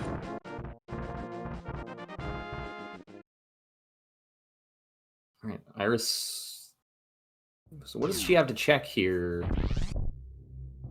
She has this. This is it. It's the only thing she can check with this loadout right now.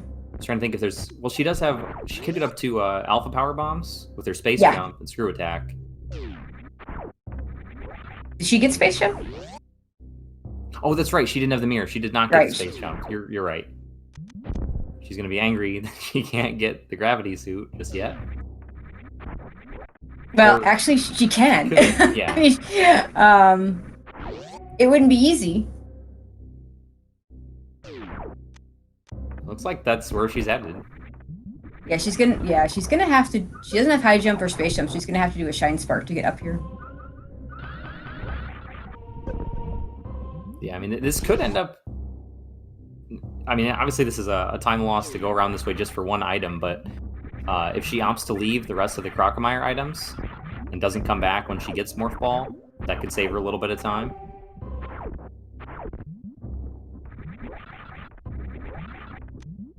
Since we saw Maniacal full cleared that area and got a whole lot of nothing. High jump boots are, because that actually is going to be... It's without grapple beam or space jump. That's actually a difficult location for that gravity suit. I want to say high jump boots was in this area where Iris is right now, in the Bubble Mountain area. It was at Speed Booster? Okay, yeah, so she can get those high jump boots. She can actually get that gravity suit. Because you can do a jump from... with Speed Booster and high jump, you can get the jump up to the Croc item. Otherwise, you have to do some shenanigans. It's like de-boosting Endor. Well, she doesn't have spring... Well, she does have spring ball. You could, yeah. The spring ball jump is a particularly tricky one. I saw a real cutie manage it once, and it was like you had to spring ball jump into a de-boost. It was pretty bad. Also, this jump she's trying to do through the door, this is really hard to do this right with Speed Booster on. She'd really be better off turning that Speed Booster off.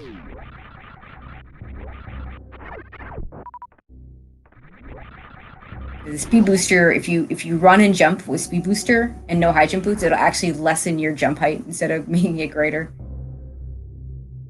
Maniacal, meanwhile, getting a nice speedball out of the wasteland area of Lower Norfair. And Iris gets the jump nicely done. It's obviously we lost over Maniacal with that nice easy Ridley fight. He's still low E-Tank, so casually that's still a little bit intimidating. He's got more than, I mean, three plus E-Tanks. Yeah. I mean, consider that a typical any percent run is going to only pick up 3 to 5 E-Tanks. It always feels like they have less energy in these situations just because they have more E-tanks. Although in this case, he's only got 5. But I've made the mistake of seeing like 3 energy tanks into a Ridley fight with like a runner having 10 E-tanks total and being like, oh, it has so little energy, but it really isn't. Right. It's actually pretty normal. Right. Yeah, Maniacal picked up the X-ray scope, which is really handy. He's going to get to use that on Fantoon, on Dragon, speed up those bosses considerably. You could fight Batwoon. I should say if he chooses to fight Batwoon, he can use it there too. Right, he does have the flipper, so he knows he can backdoor that Meridia location and skip Batwoon if he chooses to. Yeah. Yeah, I feel like because I do feel like he's going to go back and do some Link to the Past stuff after he's done here. What about those power bombs? Realize he's now got 20, so he's pretty good on power bombs. He's also gone through the most power bomb heavy portion of the run, so don't really do him much good anymore. Not a whole lot in Lower Norfair. I feel like just with the inefficiency of Meridia routing, plus the undesirability of doing the wreck ship, I do expect we'll see him go back into Link to the Past pretty soon, but we might see a Kraid kill first. Yeah, Iris gonna have to be careful here. Make sure she doesn't fall and get soft locked. Okay. Yeah, that was pretty close. I saw that block crumble, and I thought she was gonna fall, but she does it. Nicely done. I know she saved. I think she saved over here at Bubble Mountain, but still would like to keep that plasma beam.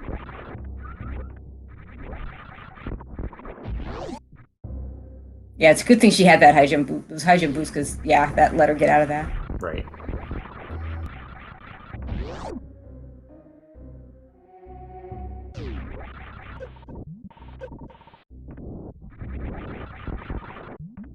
Maniacal gonna at least do Kraid. Could make his way up Red Tower and do that area and take that back into Link to the Past.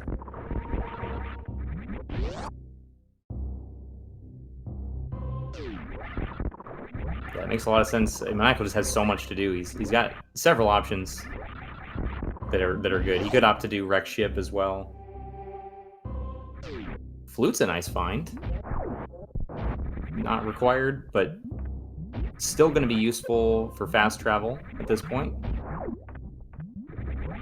For Maniacal is that if at any point Misery Mara becomes required, you don't have to go back through Lower Norfair to get there.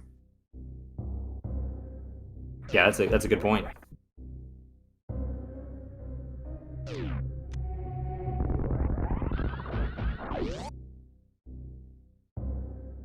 First, going to go ahead and do what parts of Croc that she can do. Does not know this is in logic, but she does know where that gravity suit is. I will say, maybe she just grabs the gravity suit and goes. Hopefully she knows that she can jump up there with that combination speed booster and high jump. That is not in logic, by the way. Logically speaking, you need to have either grapple or space jump for that. Yeah, she's just going to skip Crocodile, which is going to be a good choice for her. Yeah. Yeah, it's a bit of a time sink. It's out of logic. Or some of those checks are out of logic at the very least. Well, all of them are hers, and she doesn't have yeah, wave, for her, right? yeah, she doesn't have that wave beam yet. So, better just get what you know is out of logic that's going to give you progression. Yep. Here at the gravity suit. Skip those slow checks.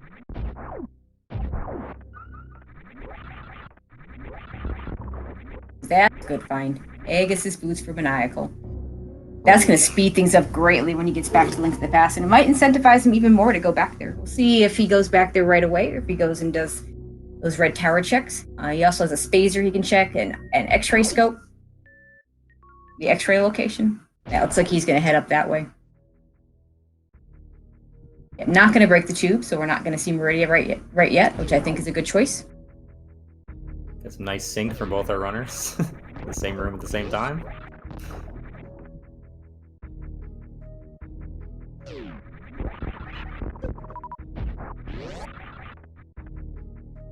Not going to be able to check that Spazer location without the Morph Ball. And it's an Ice Beam, so that is full beam combo for Maniacal.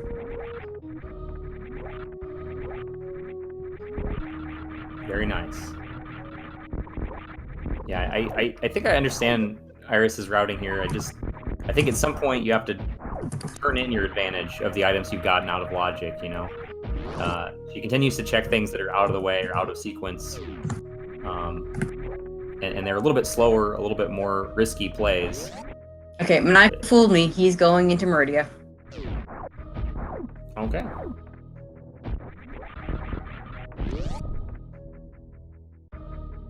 I'm just gonna go for that short charge. Decides I have spaceship. Let's just check and see if the item's worth it yet. Yeah, and that's a good choice because it turns out to be arrows, not worth the trouble of doing that Shine Spark. Nope. Speaking of not worth the trouble, Alpha Power Bombs is also not worth the trouble. Well, this should send Iris back over to the Brinstar area, and she'll finally get her Morph Ball there. She's not going to be happy about it, but she's made pretty decent progress without it. Yeah, she really did clear a lot of Link to the Past efficiently. The big disadvantage is that some of that was pendant dungeons that were really not necessary. Yeah, I feel like Maniacal might take a while to get to that hook shot, but I don't think he's checking Ice Palace before he checks Front of Escape, for instance. And I don't think he checks Pod either, because what you were saying before, my guess is he'll probably get over to Thieves Town so he can get that Pyramid Fairy Crystal, and then do that and pair that with, you know, Front of Escape because he's got that mirror. Oh, did Iris not save before that? Uh-oh. Oh, no. She got stuck trying to use her screw attack to get into the gauntlet. Oh, no. So she just reset away her plasma beam and her gravity suit and the high jump. Oh, high jump. She's gonna have to do that. Yeah. Her last save was before that. That's rough. That's a big time loss. Yeah, I'm a little surprised she didn't save with the ship there. Yeah, it's right there.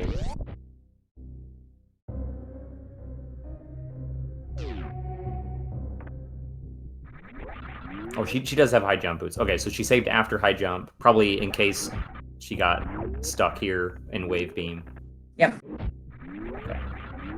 Okay. Knows the other item's crap, isn't going to bother with it. Yeah. So we'll likely see here.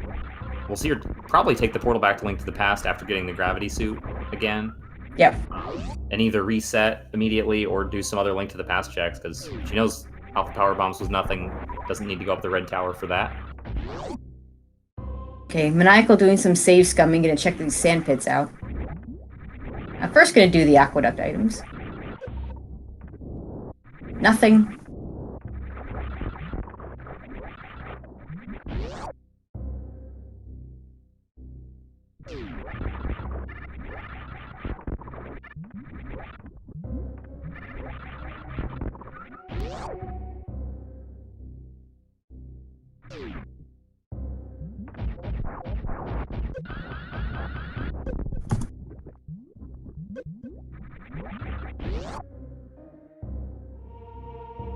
Looks like Maniacal is going for the Crystal Flash. Oh, he's got the ice beam. He's got ice beam now. He'll do the ice beam much faster.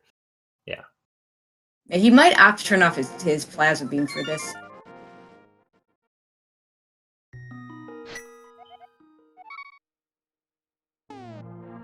He's going to use the X-ray scope to give him a little bit more leeway on this.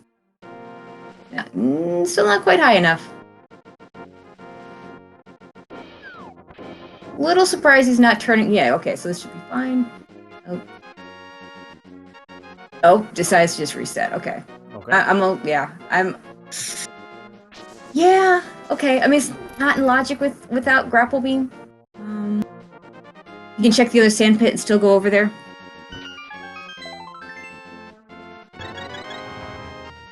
Okay, it's just gonna go forward. Oh. Michael, make up your mind. Meanwhile, I'm sure Iris feels a little bit behind doing some of these one-off checks, like shovel. She's got much more dense things that just doesn't want to do Brinstar. Yeah, just doesn't want to go to Brinstar. It's an easy mindset to get into sometimes when you're racing. That you feel behind, you think, okay, well, if it's there, I already lost if this has the item. But at some point, that you have to do it anyway. It's the most dense But location. in her case, she's got 4 crystals to Maniacal's too. Not that she knows where Maniacal is at all. Leaving the cape behind, that's a really interesting choice, since I don't know that she's got a bumper ledge. She didn't, and has she not hasn't done Spike Cave for sure. At least she knows where it is. And resetting is a good sign. Yep. This is where she needs to go. Okay, Maniacal's gonna make very quick work of bot wound here.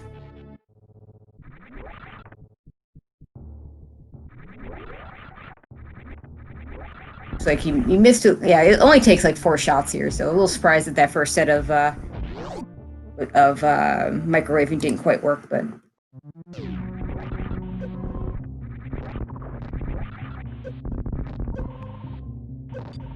Heart container, so not gonna pick that up at bot wound.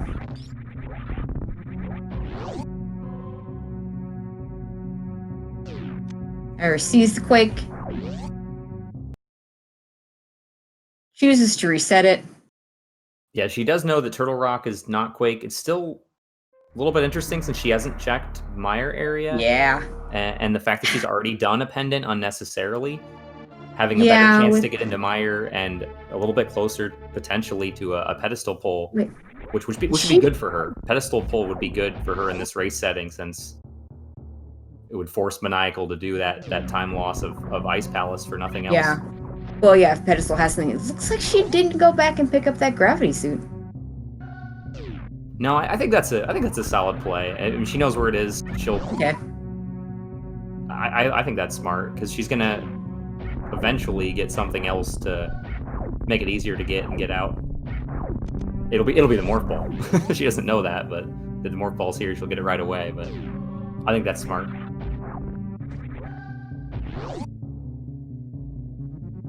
So, quick work of Dragon here.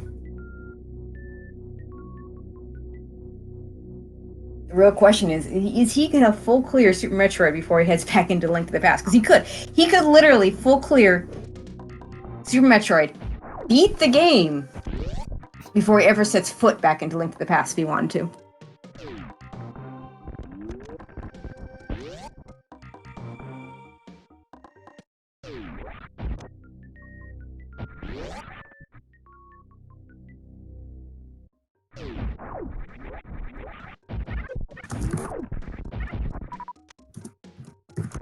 Iris grabbing her wave beam.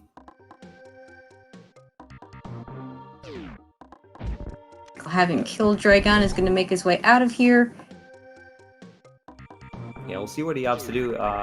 He opts to go check the other sand pits.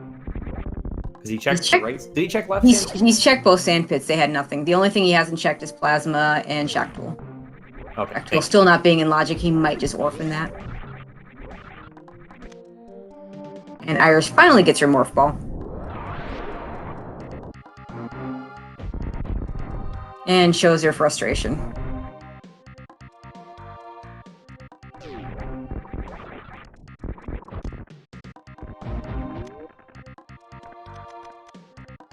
Yeah, luckily for her, she's got some more ammo to make the Brinstar checks faster than what Maniacal had to deal with. He had to farm a lot of power bombs and route it a little bit differently as a result. Interesting with Maniacal, I do wonder if he's just going to finish up Super Metroid and not even bother Link to the Past for a while, because all he has to do is kill Phantoon. I don't know that would be the most efficient way to do things at this point. Oh, that's an item meeting. Yeah, that is an important item. Grab that cane of Samaria. Yeah, that's needed for Turtle Rock. And one item away from no mode for us, is that right? All we need to know is where the ice rod is. Yeah. Yeah, that's it.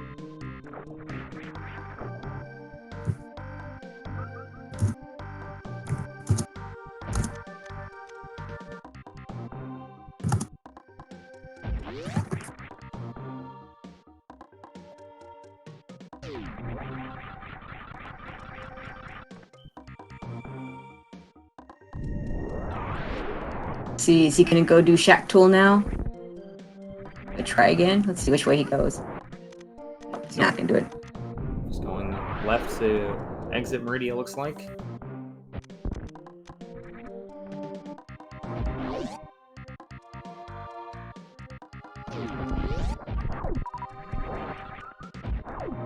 See, is he gonna go to wreck ship, or is he gonna go back into Link to the Past?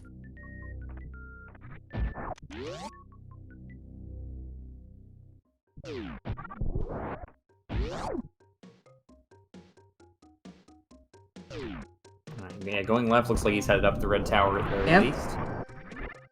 I think I like the choice of heading up red tower. You can do the X-ray check on the way. You can do the 3 items in red tower. I'd really like to see him go back into Link to the Past. I know he's not a big fan. He might just do the let's kill Phantoon and leave. That wouldn't be a bad choice. He is, you know, we talked about 1 item from no mode. He's 2 items from go mode, or sword mode anyway, since he only has the fighter sword.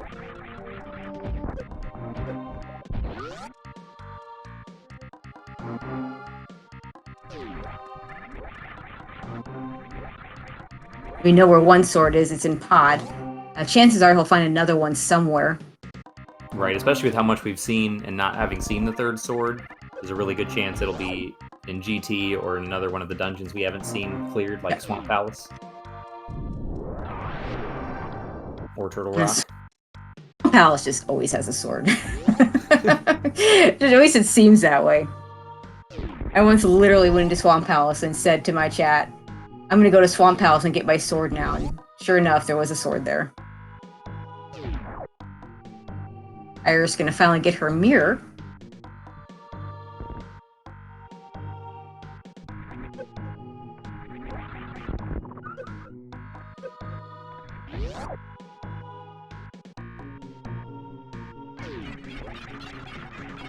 And Maniacal more than capable of doing Master Sword for Ganon. And they do have silver, so it's not as bad as it could be. It won't be Master Sword silverless. Yeah, absolutely. And so it's interesting. So Iris isn't that far out of go mode either. She just needs the cane, the ice rod, and potentially the boots. Looks like that's it for her that she needs. Yep. Yep. Both so getting pretty close. And of course the gravity suit, but she knows where that is. Yep. So yeah, the hardest part is that hookshot location is not great for Maniacal at all. Yeah, it we might still still be a where while. the ice rod is, where that's going to turn up. Ice rod hunts are always the worst. Because it literally can be anywhere but on Trinex and in GT. Everywhere else is fair game.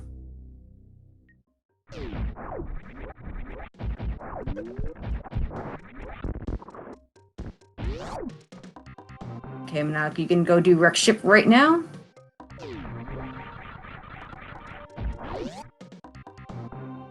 Yeah, he's gonna go. He's gonna do at least. He's at least gonna kill Phantoon. We'll see if he decides to full clear it. Yeah. Do you think that if he decides to leave early, he'll at least check the left and right supers checks on his way out? Oh, for sure. Okay. If he leaves early, my guess is he would check left to right supers and then also the E-tank. And there's a Master Sword. So Maniacal now just needs the hookshot in the front of escape and the ice rod wherever the ice rod is. We just don't know.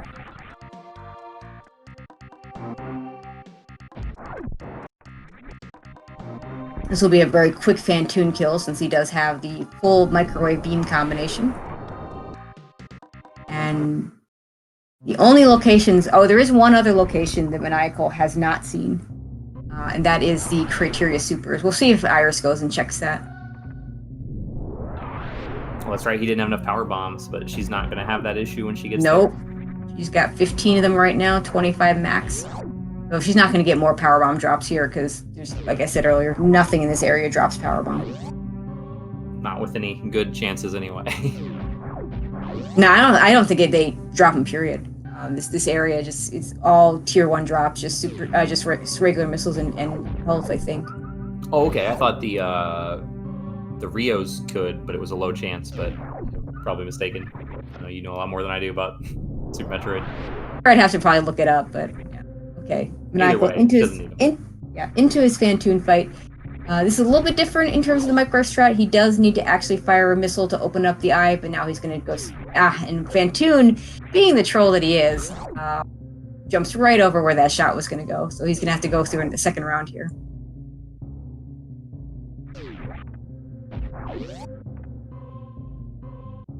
There we go.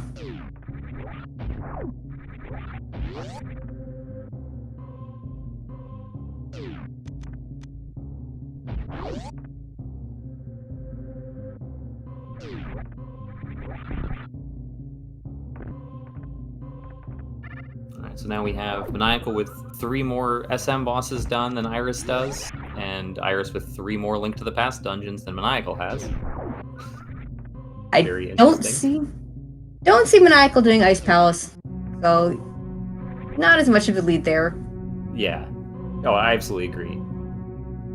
It's very even. It's really going to come down to when does Maniacal go to get that hook shot and back of escape, and where is that Ice Rod?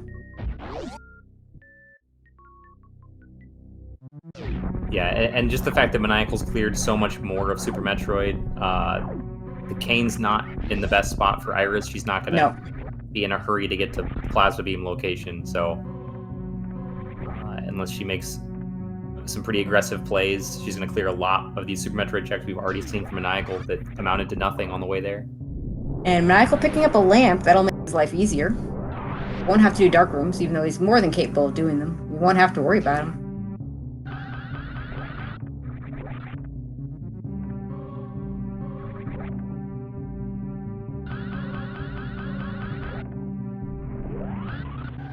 There's that Supers check, and Criteria Supers is just Red Rupee. So even if Maniacal doesn't go back from that, he will not be punished. With it being Red Rupee, he's hopeful he doesn't go back for it for his sake. Iris would, of course, rather he do go back for it. Just some rupees at the E-Tank. Looks like he did not save before making this check, so he's not going to be able to reset.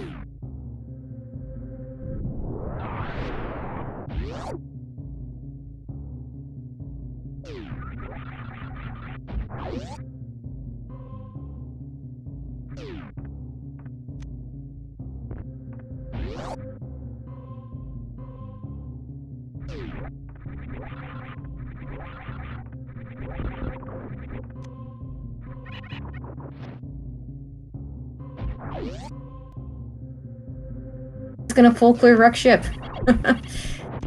Well, if the Ice Rod's here, that'll be really good. If it's not, an extra sword here would be nice for him too, if that shows up.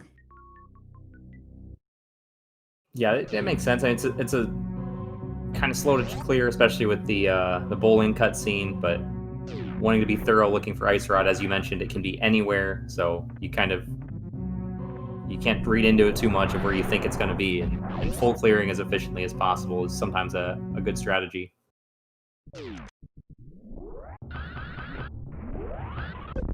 Maniacal doesn't care about that.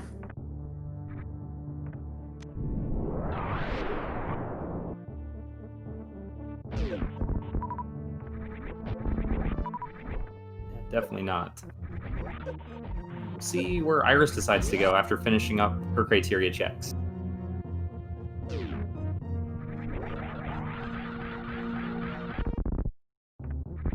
Oh, she didn't scout the back of Gauntlet, did she? Right, she went by it without Morph Ball. So she's going to go back through Gauntlet and see the bug net and whatever was on the other side that was not important. Looks like Maniacal's going to leave some bombs behind over in, looks like regular morph bombs at the Sky Missiles. Probably something he'd like to have, but not enough so that he's going to go back for it.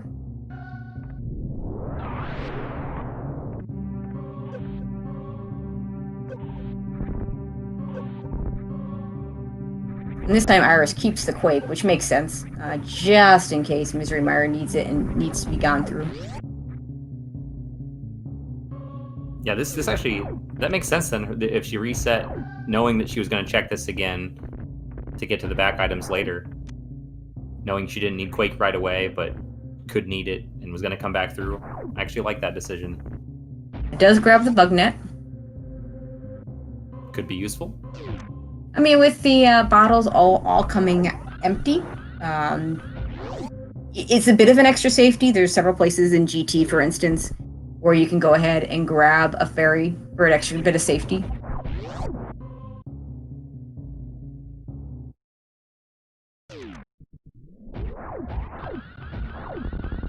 Oh, and there's a tempered sword for Maniacal.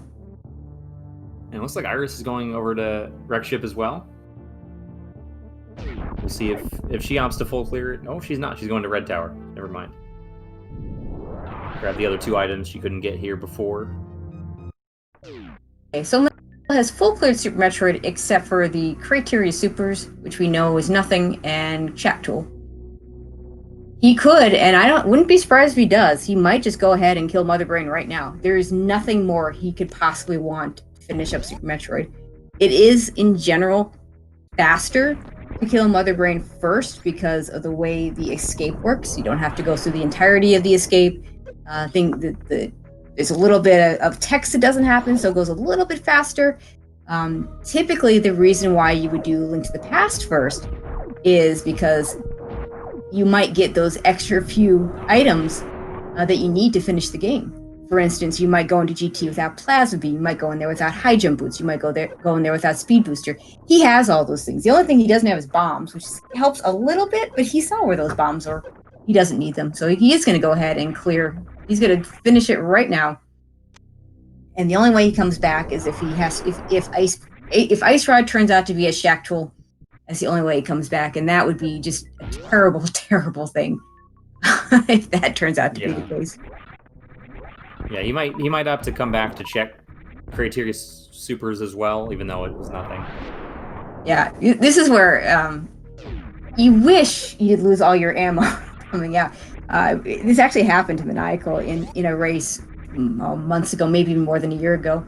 So the idea was, well, I can go hit Criteria Supers on the way out of the escape after Mother Brain, which was great until he realized he got there and had no power bombs because you leave Mother Brain with no ammo, basically.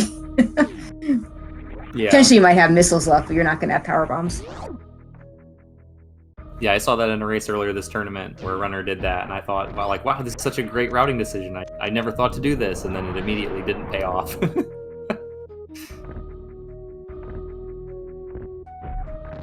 So yeah, I don't think Maniacal's thinking that way, because it's one of those things that when it happens to you once, it's probably not gonna happen to him again. But I do like this choice to just go ahead and finish the game right now. Yeah, I agree. Makes a lot of sense. Meanwhile, Iris picks up her Ice Beam from the Phaser location. And we'll see where she's headed. Probably back to get that gravity suit and do some more checks. I don't know. I guess Crate on the way there definitely is a good decision. Yeah, with that flute, she might choose to go to Lower Norfair by the Link to the Past way anyway. Yep. They'll have choices there. Maniacal with a few extra hops, but gets the baby skip. Well done.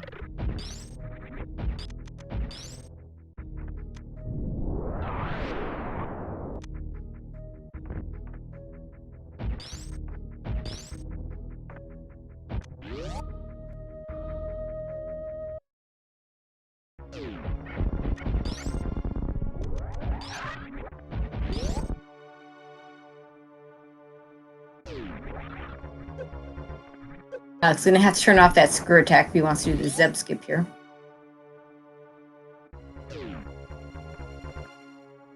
Gets it?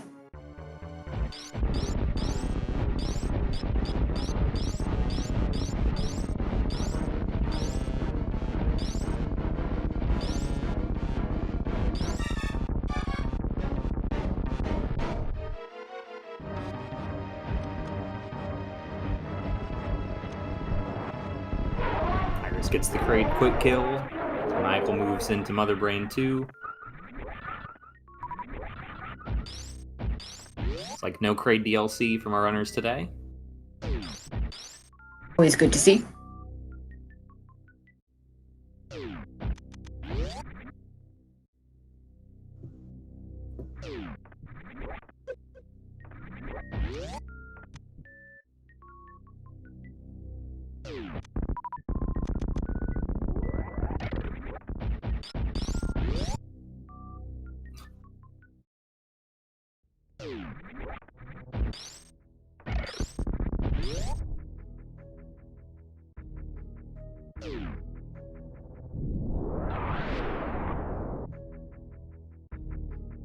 We'll see where Iris opts to go next. With the boots that she's picking up here, the fact that she grabbed her mirror, I wouldn't be surprised if she pops back into Link to the Past and goes through Swamp Palace based on some of the decisions she's made so far. You could do.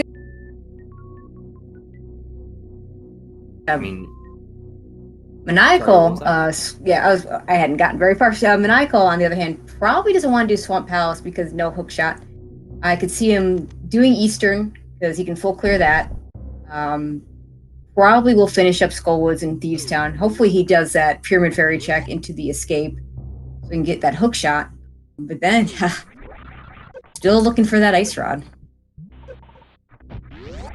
Yeah, I could see a good argument for Maniacal doing Pod with Eastern, mirror Pod to do both. But I'm not sure his tendencies. Yeah. You know, Pod is a dungeon some runners value a lot higher than others. You know, at this point, he's got so much left to do. I'm always the clear the crystal dungeons that you can clear first. But does Front of Escape, that's essentially a pendant dungeon when you think about it. So do you do that, or do you do Pod, or do you do... well, no, he doesn't do Ice Palace. No one's going to choose Ice Palace over Front of Escape. Not with what he has available and what he's missing. Yeah, for exactly. Sure. I can see him doing Pod before Front of Escape. I can't see him doing Ice Palace before it. Yeah, I agree. And with the flute and the boots, he can get back to Pod pretty quickly if he opts to not pair that with Eastern. Mm-hmm. Yep. If he was missing those two items, you could make a better argument for putting those. I would also add that he's not doing Misery Mire before Front of Escape either. With only 2 items, and it's a slow dungeon with only 2 items.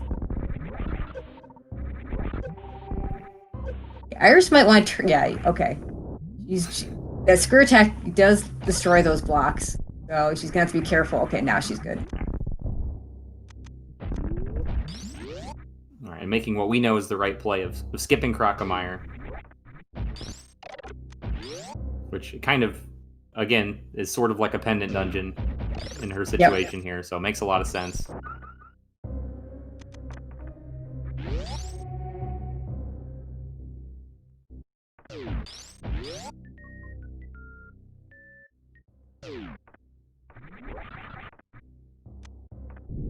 This little part is a little bit different because instead of acid rising, it'll be lava. So Maniacal only gets 1 shot to get this Shine Spark. Because for whatever reason, you can Shine Spark through acid, but not through lava. I don't understand. I never realized that was lava in this scenario. Yeah. If you kill Mother Brain before Ganon, yeah, it becomes lava instead of acid. Okay, saving and quitting out of Link to the Past. Let's see where Maniacal decides to go. Probably gonna activate that flute. That'll get him. Activate that flute, get over and do that area. We'll see if he picks up powder to do that check as well. He can full clear Thieves and Skull Woods, so that makes a lot of sense to do that first, or after King's Tomb, I suppose. Yeah. Bonk Rocks. Which we haven't seen yet. This is new information. Just monies. The king was rich.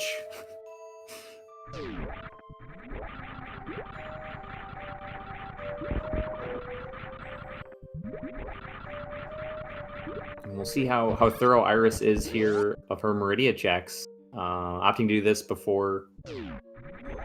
Well, Lord Norfair is still out of logic, so this makes a lot of sense to do this first. She needs to get the cane from Plasma. She's got Space Jump, Gravity Suit, Berry Suit. No, she didn't go back for the Space Jump. Oh, well, okay, but she has the mirror, so she can get it. So it's in logic. Right, that's true. Plus, she has the flute, so she could flute to Meyer and get it that way. Maniacal can check Lumberjack. Did we see this? I think we saw this earlier. I think it was just a piece of heart. Yeah, Iris checked it. It wasn't anything worth getting. And you notice Maniacal having to go down the stairs. He's talked about this before. He's got a CRT that cuts off the very top, so it's very difficult to see the actual item using this TV. I personally have the same issue. I've taken to look at my OBS view when I check that item.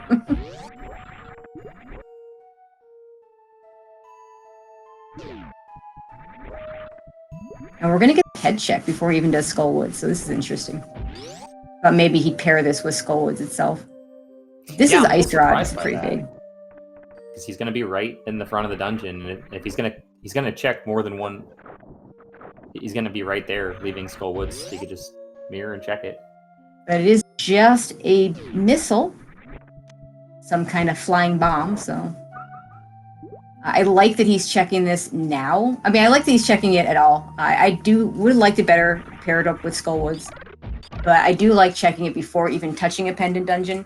Because knowing that you do or do not have to full clear a pendant dungeon is a really nice thing. Yeah, I definitely agree. We're going to get the Skullwoods finish right now. This isn't that much less efficient. And he's got really good items for this fight now. Yeah, the boots, the tempered sword, plenty of hearts. This should be a breeze. Both this and the return to Thieves' Town to finish off blind. Yep.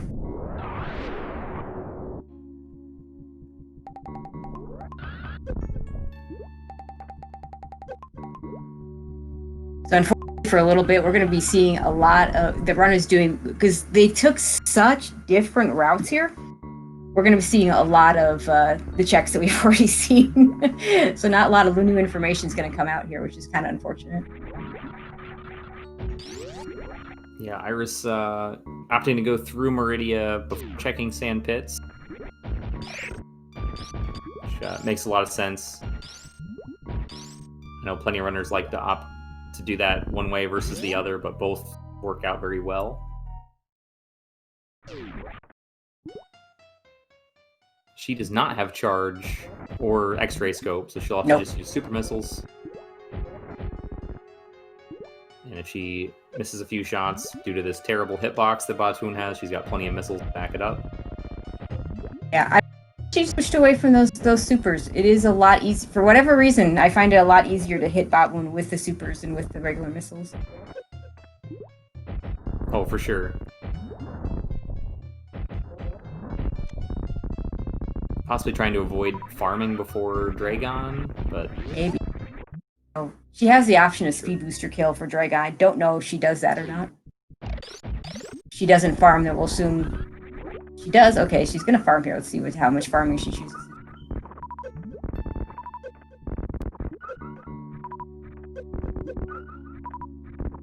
But no matter what kill she decides to use for Dragon, it's gonna be a lot slower than what Maniacal did, because he had that full-on Metroid beam.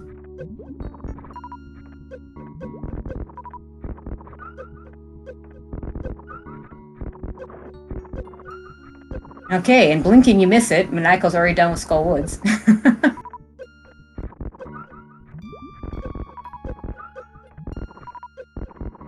Opts to mirror back. Probably just, I think it maybe is a little bit faster, and then you can just enter the portal back to the Dark World right here.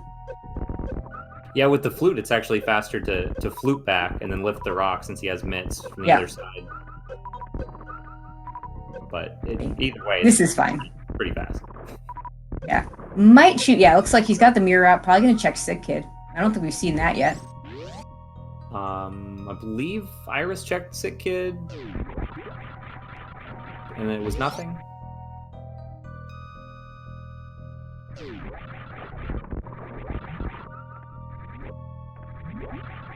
Leaving that mirror portal right in front of Thieves' Town tells me he's going to go finish Thieves' Town right now. Yeah, it's a piece of heart, so yeah, nothing.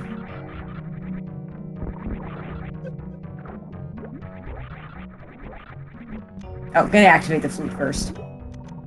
That's why I didn't use the flute to get back. You can't activate it again. That makes more sense. And Iris still going out of her way just a little bit to pick up these. She doesn't have charge beam yet. She's got plenty of ammo to not technically need it, but the more super she gets at this point, the less missiles she has to use at the end of the game. So it's definitely worth the time to pick them up.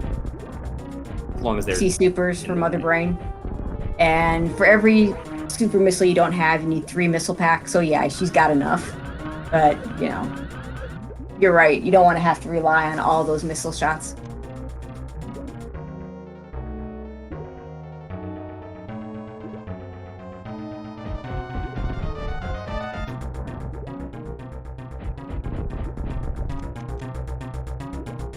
So heading into blind. Now he won't be able to be on script at all because of the way the fight works. Because it's already basically started when he walks in. But he's got a fire shield, he's got blue mail, he's got 14 hearts. This is not going to be an issue.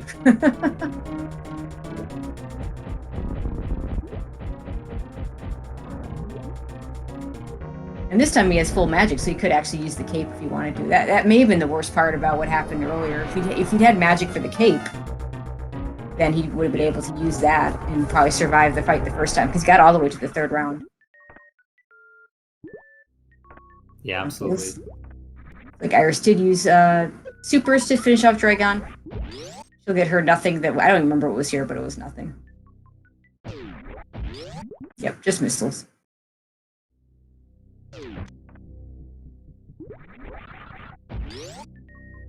Just missiles, and we'll see where she opts to go. She's not scouted out the sand pits, so she'll probably go back through Batwoon and check those. Hopefully takes the tube back up to the plasma beam location. She really needs to go there to get that cane. Okay, Maniacal heading over. Looks like he's heading over to Pyramid Ferry. So if that's the case, let's see if he goes and mirrors into the escape area before heading over to Eastern. It's a good call from him with what he's got. I mean, there's not going to be a better opportunity to go there. You got boots, so it's not even that long a check.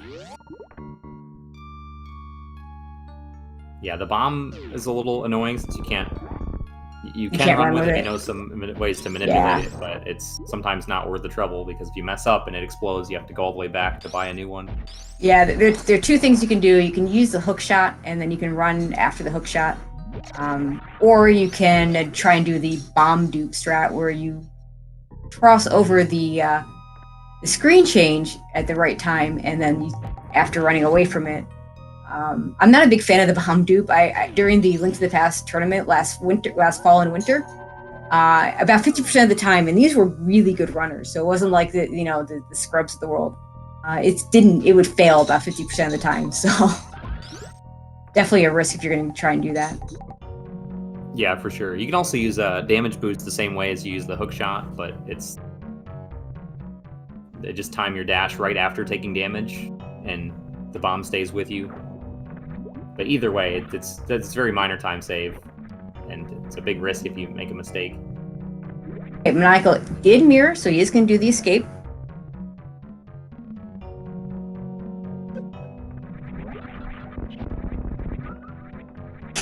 We haven't seen the shovel spot yet, have we? No, we did. Iris dug up okay. A piece of heart, I believe. Ooh. Maniacal gets that shovel, also gets some missiles that he doesn't need because he's finished Super Metroid.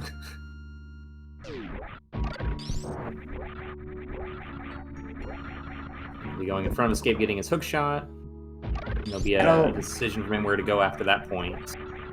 And it really is going to come down to who finds that ice rod first.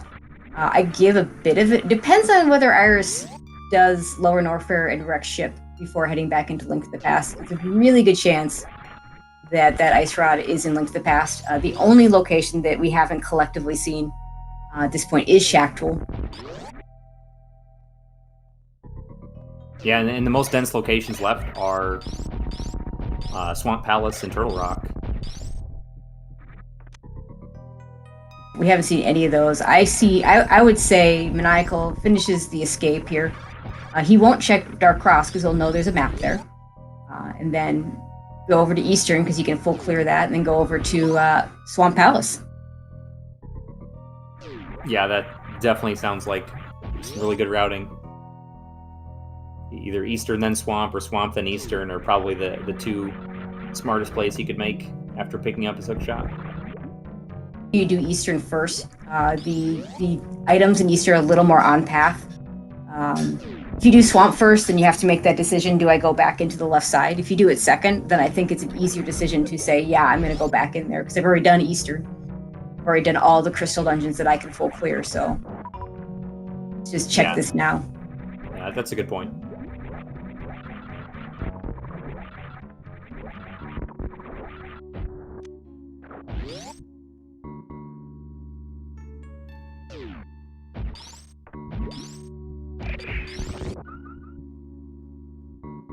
I flute to 5.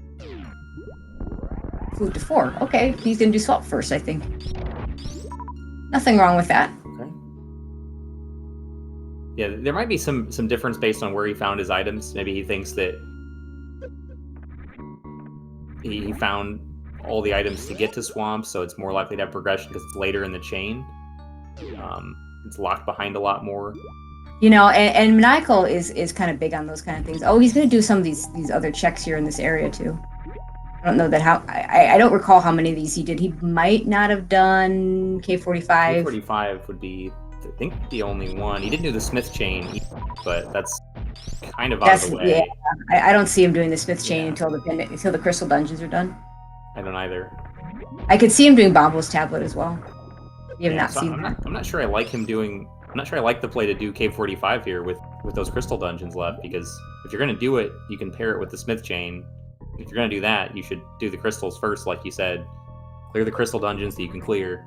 I was going to go get that powder. I do like that. Powder, you might as well turn it in, and it's kind of a slippery slope here. Well, I like the choice of getting the powder. It's a nice safety regardless, but yeah, I would wait to turn it in. Do the crystal dungeons, and then, you know, then do these little checks here.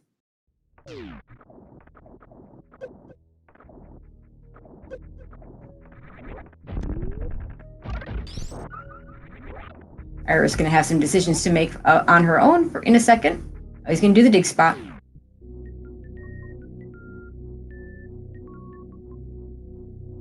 All right, so Iris not doing the ice clip to shack tool, so we can remain in the dark on what that is. Is she going to go back to Link to the Past here, or is she going to go down to Lower Norfair? It's like she's headed down to Lower Norfair. Either that or Crocomire, but that's seems less likely. You might see her do Croc after Lower Norfair. Yeah, I could see that. I think that makes more sense than before in her situation, since she's already gone right past Crocomire twice. Yep. Michael giving us new information here at the Bombos tablet.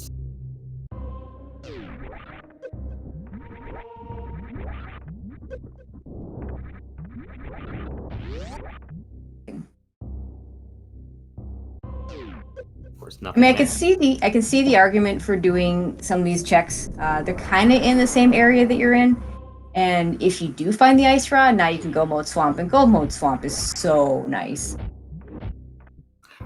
I guess. I mean, with. But I still really skipping left side and checking the swamp is not that much slower than a go mode. The left side's the only big time sink. Yep, I agree. A lot of times you get information on how many items are over there. Even if there's, say, just the compass, if it's the last check on the left side, that's one less you have to do. So, go mode swamp is, I feel, a little bit overstated in its value. Hmm. But either way, clearing the dungeons, swamp or eastern, before doing too many overworld checks, it's a good value. Of course, we know that a lot of these overworld checks aren't anything. We haven't seen the powder yet, though. So this direction never did go back and pick up that space jump. So she's going to have to go, if she wants to check the mire area, she's going to have to do it with the gate glitch. It looks like that's where she's headed. Mm-hmm. Honestly, in her case, if she has the flute, I actually would have liked to see her check this area with the flute. Either now or later. Not even bother, possibly not even bother with this area right now.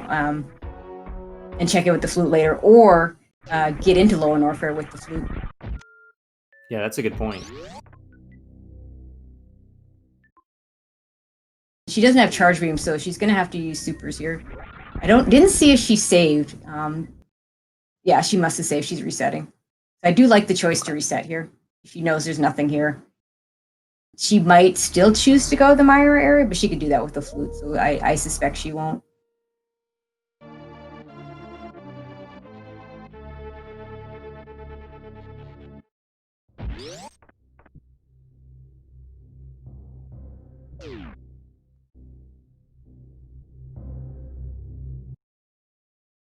I did not see what was in the first chest in Swamp.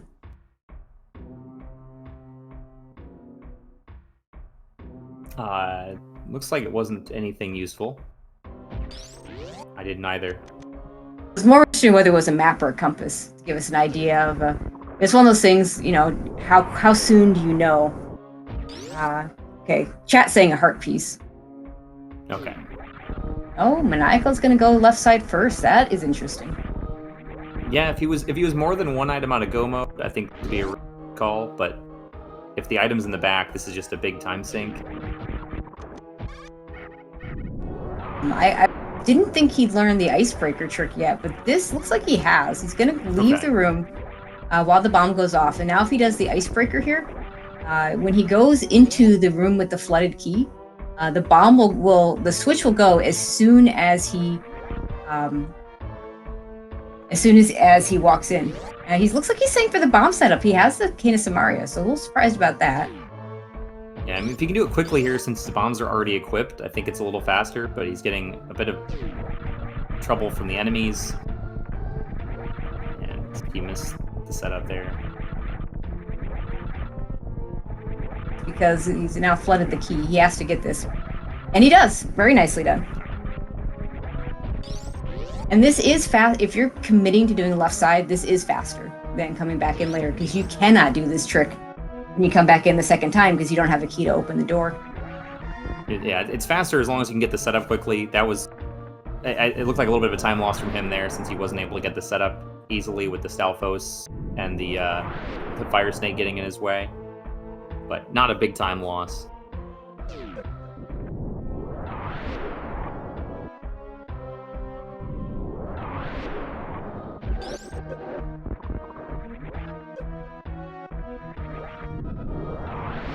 A map. If this is a compass, this is going to be a wow. Oh, Maniacal, no.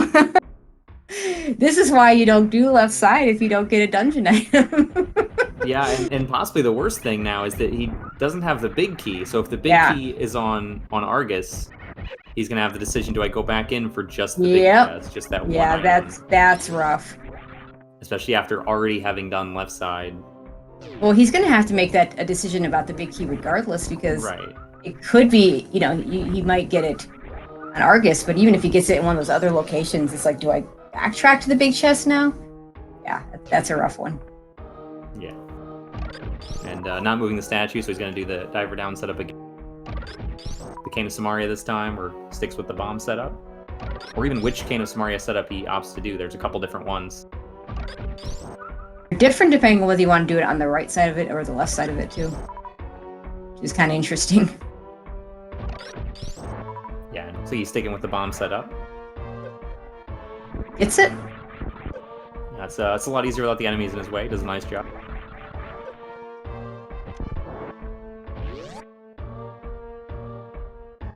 We see Iris jumping into the Ridley fight. Plenty of supers. Doesn't have charge beam, but as long as she doesn't miss more than one shot, she can just use supers. And even if she misses one or two extra, she's got 69 misses. So about the same fight we saw from Maniacal here.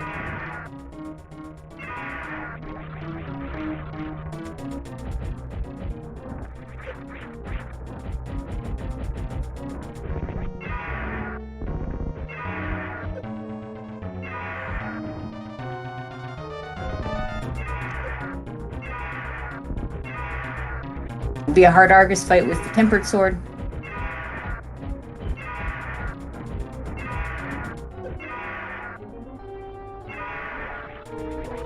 Nope, not at all.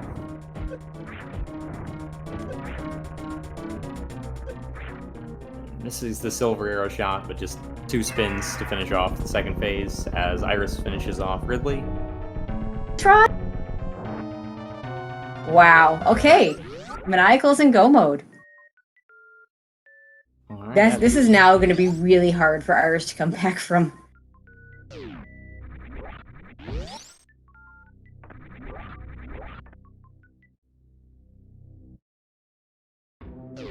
Yeah, for sure. She's still got Fantoon. I mean, she can definitely save some time on some things, but is just far enough behind that it's unlikely to be enough. If she goes to Swamp Palace right away, she can get that ice rod, be able to just go mode wreck ship. If she does the back of swamp first, she can be able to skip left side, but it's just not enough of a time save. No, I mean Maniacal Eastern won't take him long. He will have to find the big key, but if I remember correctly, the big key was not in the big key chest, which means it'll be on path.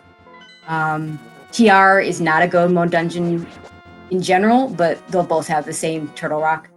Right. As long as Iris could choose to go to Turtle Rock first, which I don't think she will. Well, she could choose to do that, but I can't see clearing going into Turtle Rock without having gone into Swamp, so she won't fall into that trap likely.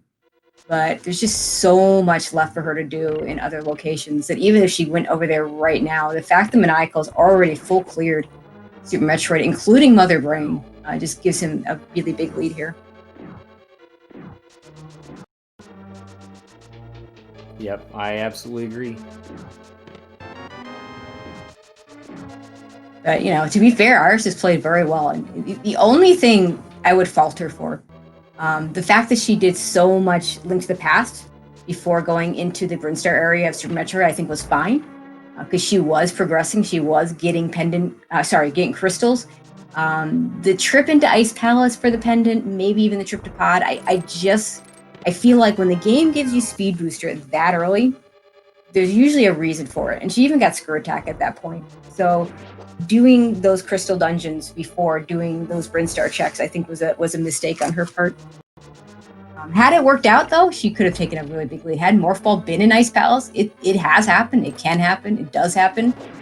It would have given her a nice lead. Unfortunately, that's not the way it worked out.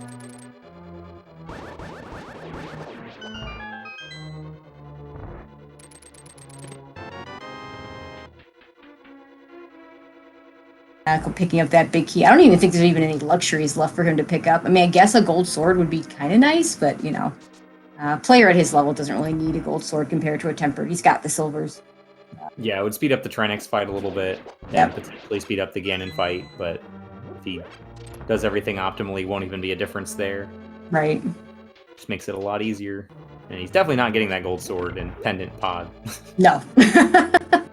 Not at all. That's right. We do know where that gold sword is. He's not going to get it.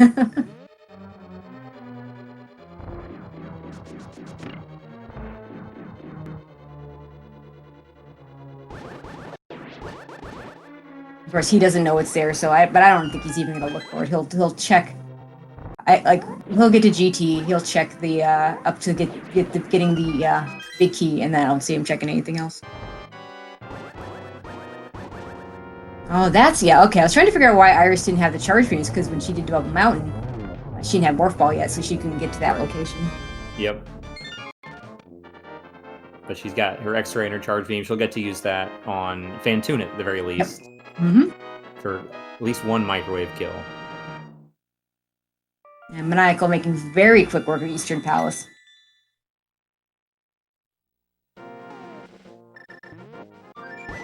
Yeah, it turns out the first dungeon in the vanilla game, is pretty easy with all this equipment.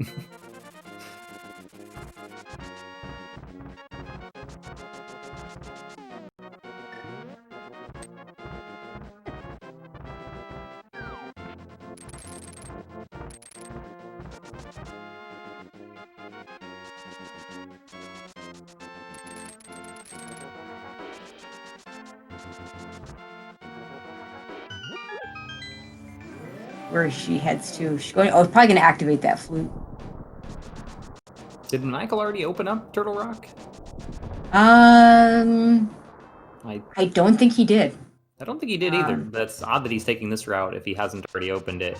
I mean, he's got the mirror, so it's not a big deal. But yeah I think it's extra warps that slows it down a little bit. I mean, it's generally more optimal to take the Light World route to get up in general. Keeping in mind that if you're taking that. Optimally, you have to avoid the dead rocks and stuff, but you may just like this path better. Especially if you're good those hookshot clips.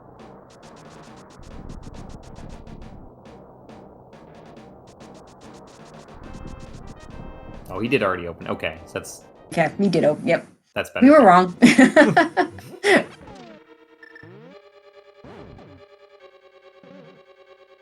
And yeah, if he doesn't feel like he can do the light world, coming up here in the light world more optimally, then it just makes sense to do. You can avoid the dead rocks, which is very nice, and he did that very well. So.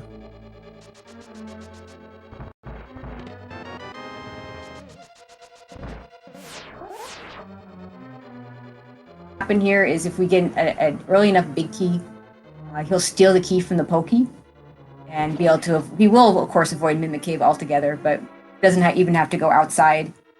Most likely, there's about a 5% chance that gets you in trouble. Maniacal, I know, will go for that regardless of that 5% chance. Iris activating her flute. Let's see where she goes next. She hasn't finished Skullwoods either, so she looks like she's going to do that first, which is a pretty good choice. Just get that done. She might check Ped while she's at it, because she's already cleared one crystal dungeon, or sorry, one pendant dungeon.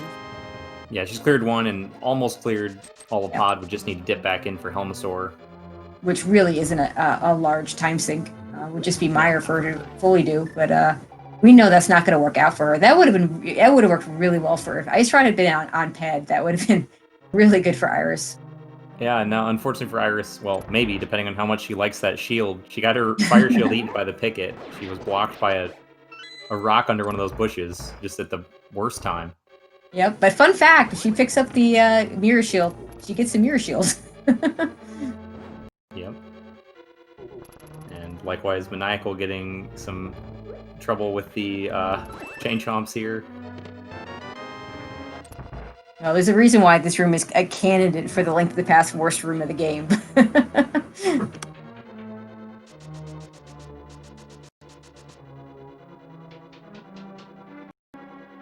But yeah, back to that shield. I've actually seen runners purposely let that shield get stolen. Oh yeah.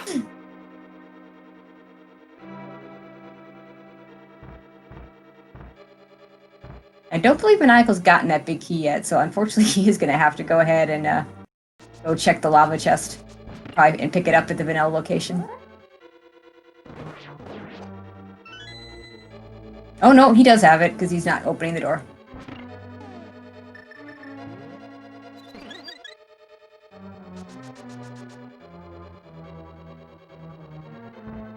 Yep, and Iris is going to have a little bit of a slower molecule fight here, only Master Sword. But if she uses spins, it's just 4 spins, assuming the hits all land and the damage doesn't get spikes, which... In Wreck Ship, I'm trying to remember. I know the second one was deep in the Wreck Ship. I'm trying to remember where the first one was. For the other swords? Yeah. Were they both in Wreck Ship? I think so. Yeah, I think one was early and one was late. I know one was at the missile location. In the, near the gravity suit location. Well, one was the ocean missiles, like the bottom ocean missiles. Oh, right. So not quite Wreck Ship, but close enough. On the way in, or the way out, depending on how you route it. Yep. But for Iris, she might not get that sword. Yeah, she does Swamp Palace before she does Wreck Ship. Yeah, she might skip all those locations and just stick with that Master Sword.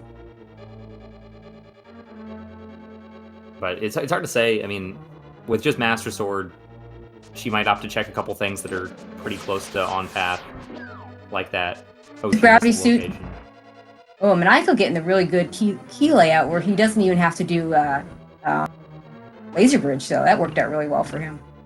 That's pretty much as go mode as it gets for Turtle Rock. Oh, definitely. Meanwhile, Iris getting the bad news that Ped is dead. Which usually is good news, but like I said, I think for her that would have worked out much better.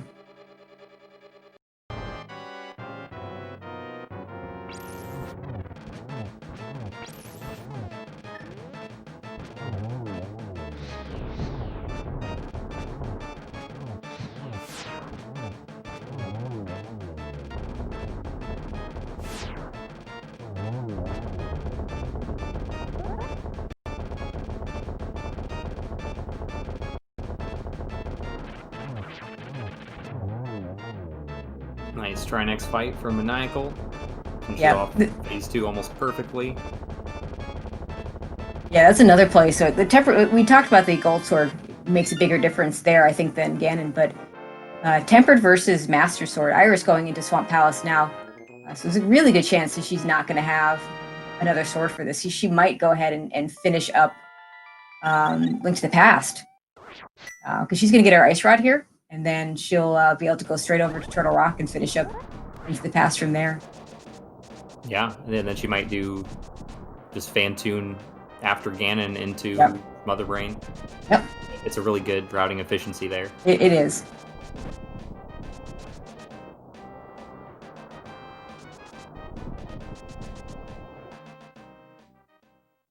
Well, meanwhile, we forgot to mention the GT Big Key guessing game. If you'd like to guess the location 1 to 22 where the Big Key's going to be in here, to see where Maniacal finds it, just for fun.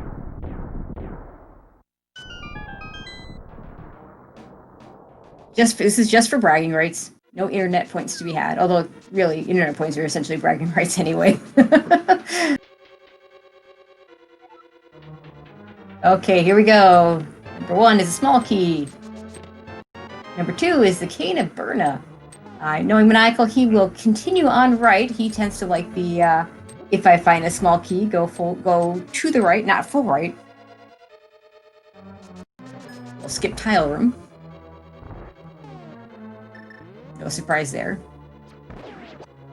Pulls out some silver arrows to kill the Gibdos, which is, I like that strat. Just get those guys out of the way. This room is kind of a pain. I tend not to go right because I hate this room. I definitely did that for the longest time myself, but there's plenty of different ways. If you just got to figure out your own way to take care of it. Yep. Without using too much magic or wasting too much time. Or preferably not getting grabbed. Yeah, that too.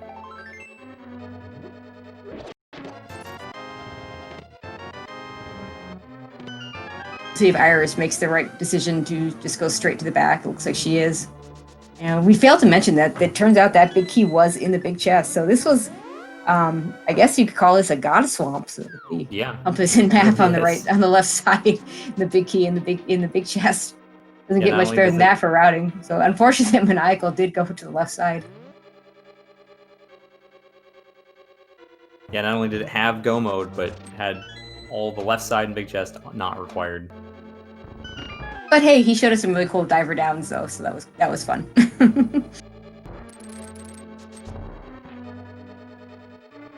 Yes, this will be E-Tank. Small key. 8 through 13, I believe. 8 through 11. Or, yeah, sorry. Wow. Brain fart there. Oh, where I had to think about it too, so.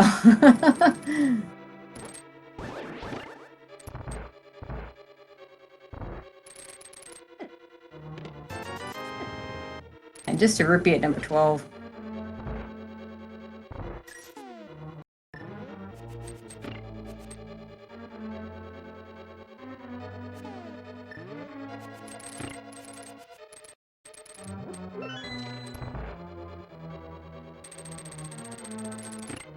It will be also more difficult for Iris with the Master Sword. Of course, it's kind of the intended way this fight's supposed to go. You're only supposed to have Master Sword at this point. Even though NMG runs route this differently so that you have tempered.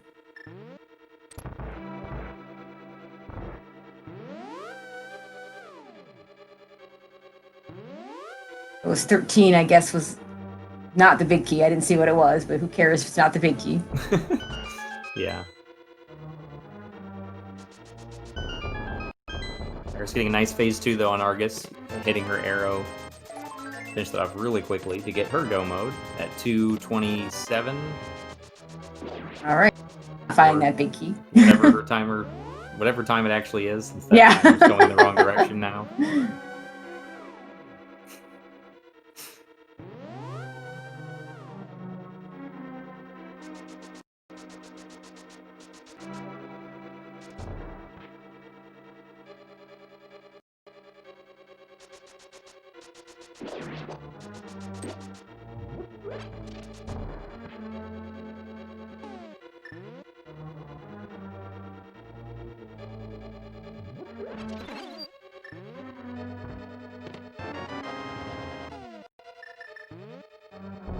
Actually, yeah, that was 18.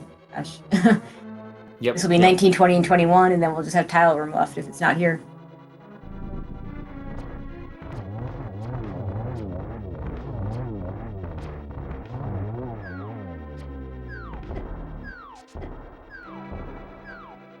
A little trouble with the last Armos. It gets out of the way so we can get around behind him for the last arrow shot. Full beam. Hey, check tools and logic. And there's the big key at number 21. Well, we avoided tile room at least.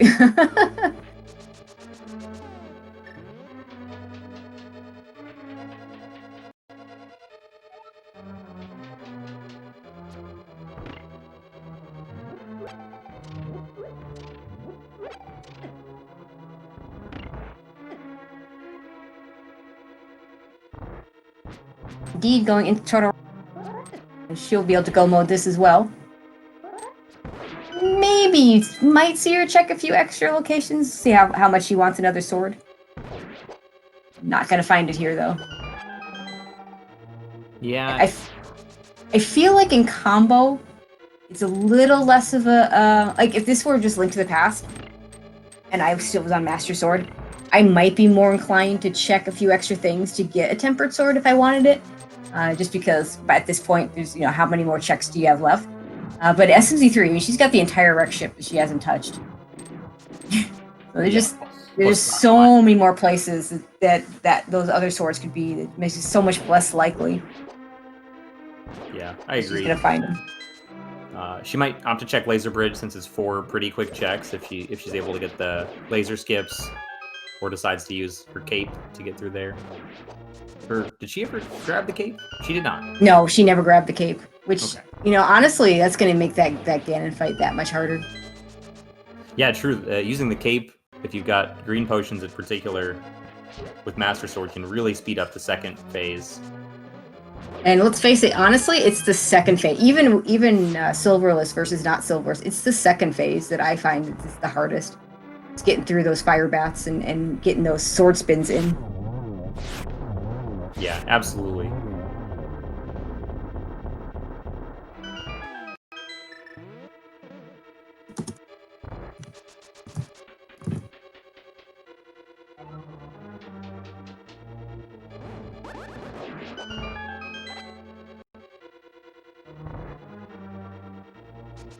Alright, Maniacal through the gauntlet. No trouble with land mode 2.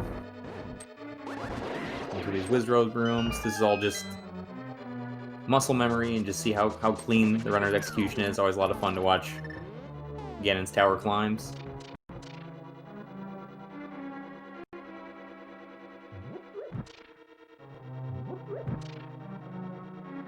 I'm gonna criticize him a little bit for using the lamp here, even though he's magic fire rod check.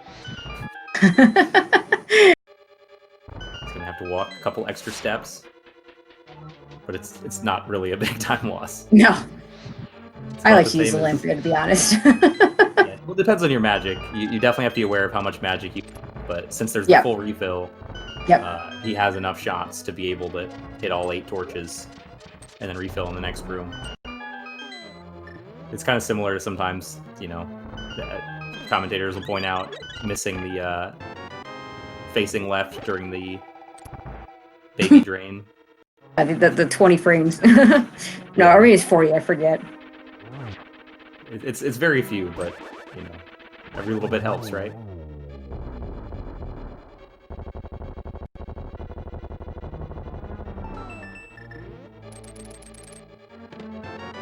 Oh, checks the last chest. It gets the one last luxury item that you could possibly want. Is that half magic?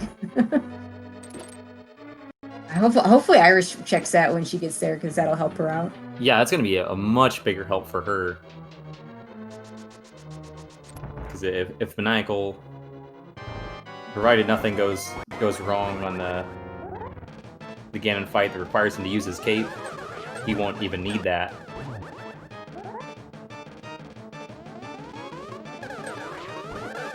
I know, and Maniacal bought at least 1 or 2. I think he bought 2 blue potions earlier on. Yeah, a little trouble with Aga. He missed all 3 on that one cycle. They're a little bit desynced, but not too bad. Gonna get nice 2 there. And Agatu down.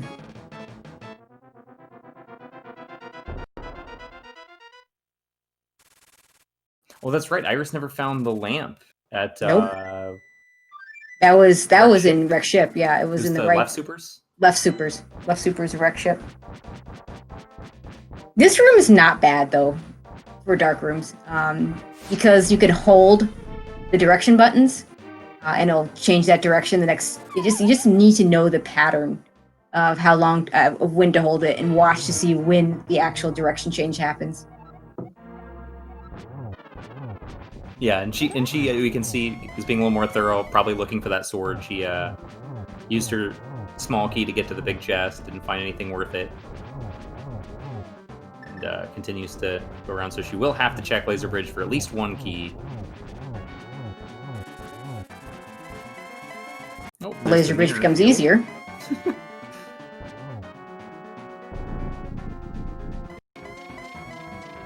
So much for losing that shield earlier. Maniacal, meanwhile, already in phase 3.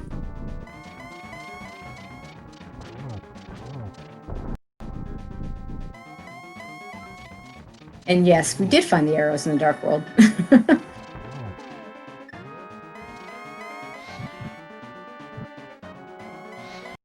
Maniacal not getting torch glitch, but with this loadout, it just doesn't matter. Yeah, he does a good job of waiting a little bit. It looks like he still was a little early, trying to freeze Ganon as low as possible to get a double or triple arrow hit at the end. But does get the nice double. And that's GG for Maniacal, since he took care of Mother Brain earlier. Very nicely done. An impressive time.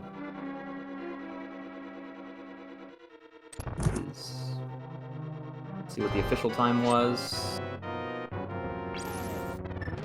2:36:04 officially. Very, very nice. Meanwhile, Iris in her Trinex fight.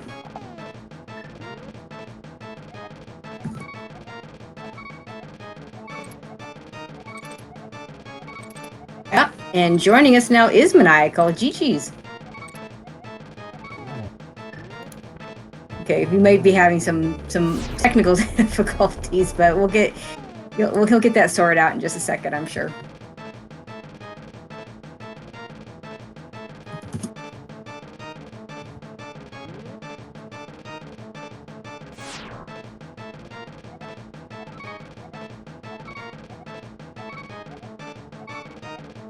Iris using some select buffers to make sure that she hits these fire rod shots. That's actually really heads up play.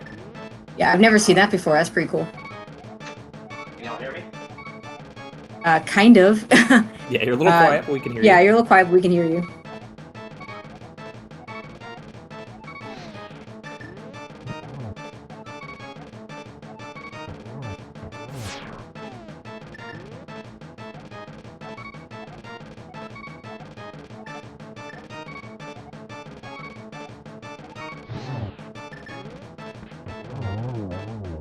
Goes ahead. And that's the scariest part on Master Sword, really, is conserving your magic and not missing any or too many of those shots.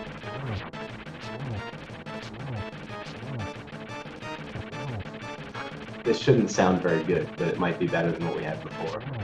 Oh, we can hear you pretty well. It sounds a little... That's much better. Yeah, it's much better. It sounds a little different than I'm used to, but it works. Yeah, so Discord has magically forgotten about my actual mic as an input device, and I don't know why. Sorry about that. I'm talking through my webcam now. Oh, nice. That's interesting. Because I've been having issues too. Maybe the Discord thing. I'm not using my normal setup either. Yeah, sorry about that. Okay. Well, anyway, GG's. Nicely done. Oh, thank you. And GG to Iris. This seed I hated. I hated oh so much. It was not a good seed. Yeah, that was I have a feeling that y'all feel a little differently than I do about it, but I really hated this one. No, I mean, because you basically full cleared. I mean, you full cleared Super Metroid with what 2 crystals done in Link to the Past. Yeah, I'm not a I huge mean, either. I had a great Super Metroid loadout, so I was just like, well, I really should push it. And if Kane's not at Plasma, I feel so behind in that race. Kane at Plasma was where I like finally stopped and breathed a little and said, okay, I might just be a little behind. Didn't work out great. I did leave Shaft Supers because I was an idiot and was in Super Metroid with 1 Power Bomb pack. Yep. And in there. And also left Spring Ball location because apparently Hundo Ice Clip is not something that wanted to happen today. And without it being in logic, I didn't want to lose too much time on it, so I just gave up. That's fair. Yeah, we never did see Shack Tool. Shaft Supers was something useless. Rupees, I think. Yeah.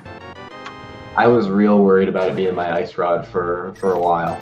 But yeah, I would have been too. With Hookshot showing up where it did, that actually really was fairly lucky for me.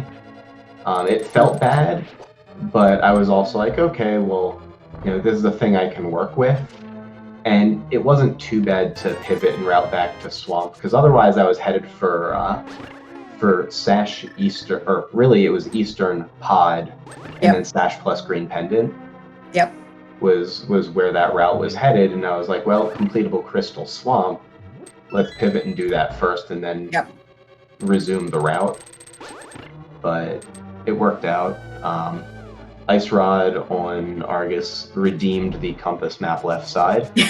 yeah, that was it was so cool. You did the I wasn't aware that you'd learned the diver down, and you even did the bomb version. You did the what some people are starting to call dive bomber, where you lay the bomb to at the right time and save that time, and that was really cool. And then map compass. Yeah, it was sort of meh. I like the trick. I feel like if you're not going to do the bomb setup, that it's just not worth doing. Yeah, I would agree. You mean as opposed to Kansas Mario? Well, I mean the Kane setup is slightly faster, but it's more item dependent, so it makes sense to just use the bomb setup when possible. What I was talking about was more using the bomb for the crystal switch. Yeah, that totally makes sense. To flood the key is what you're saying. If you're going to use it on left side, like. Yeah, I totally agree. Otherwise, it doesn't make sense to route left side that aggressively. But if you're using the bomb for the crystal switch, it makes sense to just be very aggressive about routing left side. And then I had the gruesome 50-50 big key on Argus decision, but it failed with Ice Rod. Yeah, so Iris took a very different path. Like she avoided Brinstar for a long time after getting that speed booster. Yeah, she eventually got to Norfair. It was basically last location at that point.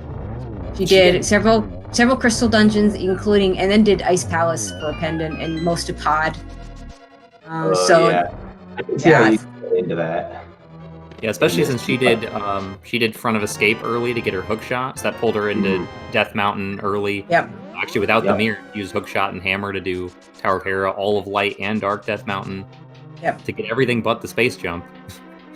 Yep. Still doesn't have that space jump. Yeah, that space jump putting gravity in logic made me really want to push Gravity Suit. Because that was the deepest thing in logic if you track the normal logic. And I was just like, okay, well, I want something to be behind gravity. And then Lower Norfair was kind of a bust. Did I get the bow down there? Where was bow? Bow was not in Lower Norfair. It was, I want to say, in Paradox? Someplace on Death Mountain, I thought. Spiral Cave. Oh, that's Spiral right. Cave. Yeah. So that one, wasn't behind gravity. So Lower Norfair was just a complete bust, which I was like, I don't want to chase just bow here with Pod being a pendant. And so what I really wanted to do was get to something that was gravity locked with, and I was looking at Meridia because the other option was to chase Space Jump to X-Ray. And if Meridia was empty, I was going to be very, very confused as to what the seed was wanting me to do. But that's how these open seeds go. Yep. Is like this one just gave you so much stuff. I mean, it was like 7-minute dark world access, and then everything. It was just everything on top of itself in the first like 25 minutes. And I'm looking at like full map knowledge and go mode minus like 5 or something like that at like 48 minutes. Yeah. And all of Super Metroid it was open very early. Because you got that Various suit early, once you got that Morph Ball, and found that gravity pretty quickly.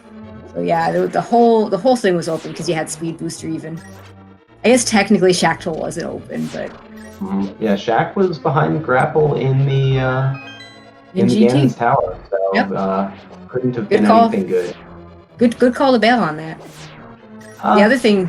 It was a bad call to bail on. It was bad execution to bail. I wanted to okay, that's fair. Yeah, I mean that's a good play though, to not waste your time if you're having trouble with the thing that's out of logic.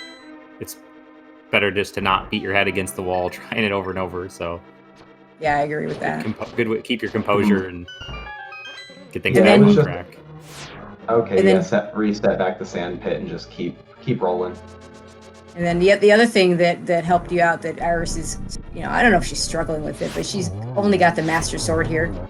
Still hasn't done Rogue Ship, so yeah. Her Master Sword. Where was the second? It was Ocean, I think, and I want to say the missiles near Gravity Suit location.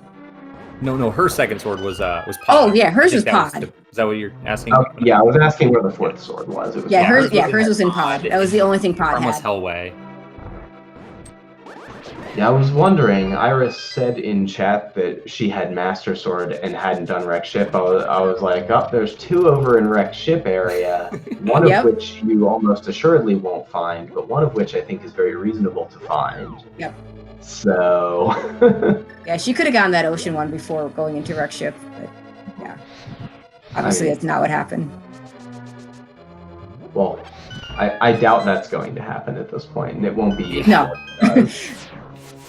But no, there's just no way she's checking anything when she gets back to Super Metroid, because why? Yeah, I was close to skipping Plasma. That would have been bad. I was on the fence about it. If I'd found something else in Meridia, I wanted to back the route, which is why I did both sand pits on the way through and did front to back. The more judicious route would have been to do a double loop from back to front, but I didn't want to transition games since I was coming up for the classic route of Ridley created Dragon Fantoon. Right. Yeah, I was looking, I was like, is this the way I'm going to route this game? What is this loadout? Well, you're used to a little bit of RBO. I mean, it wasn't quite RBO, but... No, space jump, screw attack, gravity, Varia. No, I mean in terms of I meant in terms of the order, but yeah, that too. It was the most generous Super Metroid loadout with doing like none of either game that I've ever seen. Yeah, it did open. Like I said, it opened up very quickly. I mean, you did do a little bit in early Dark World. You got your hammer and. Yeah, died to blind. Bombs. That was cool. Died to blind. Yeah. 4 hearts. That was probably pretty frustrating. Green mail. I mean, that's a rough fight. I had Cape, and I just was like, nope, not gonna find magic anywhere. Just gonna. Yeah, there was no magic. I had there was that nice half magic that I see, or that I just saw Iris get on the restream. So, I was like, oh, that's a location for that item. Like blue potions I bought. I went and bought like 3 of them. I was like, I have way too many rupees, and I have the flute, so whatever. Maybe I need them, maybe I don't. But I just didn't want to put myself in a bad magic situation. Yeah, for sure.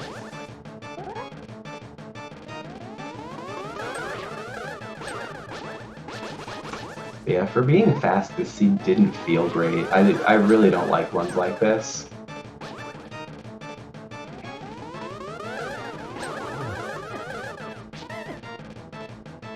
Like I said, full clear one game. I mean, the whole point is to play both games. I mean,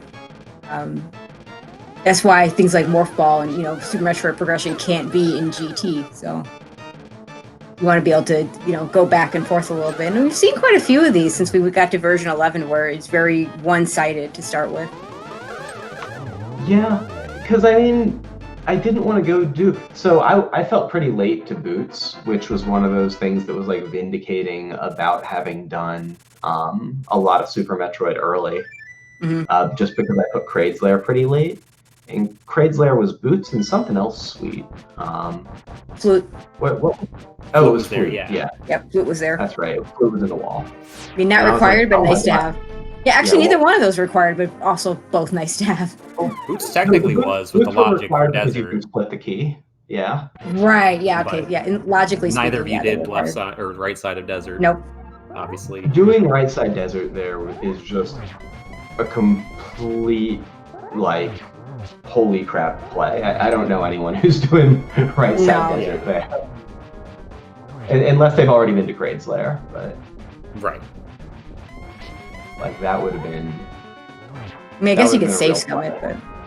Yeah, you could save scum it. Or reset scum, you have to go to the... That's slow. It's not nearly what it would be in only a Link to the Past sort of environment.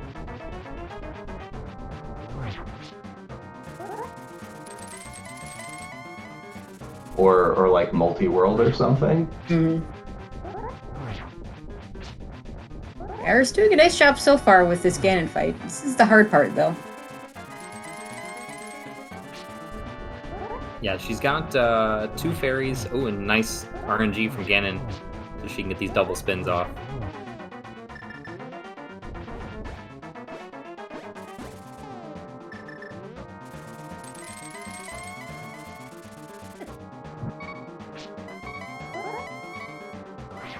Over. Oh, she's not getting quite close enough on those sword spins. There we go.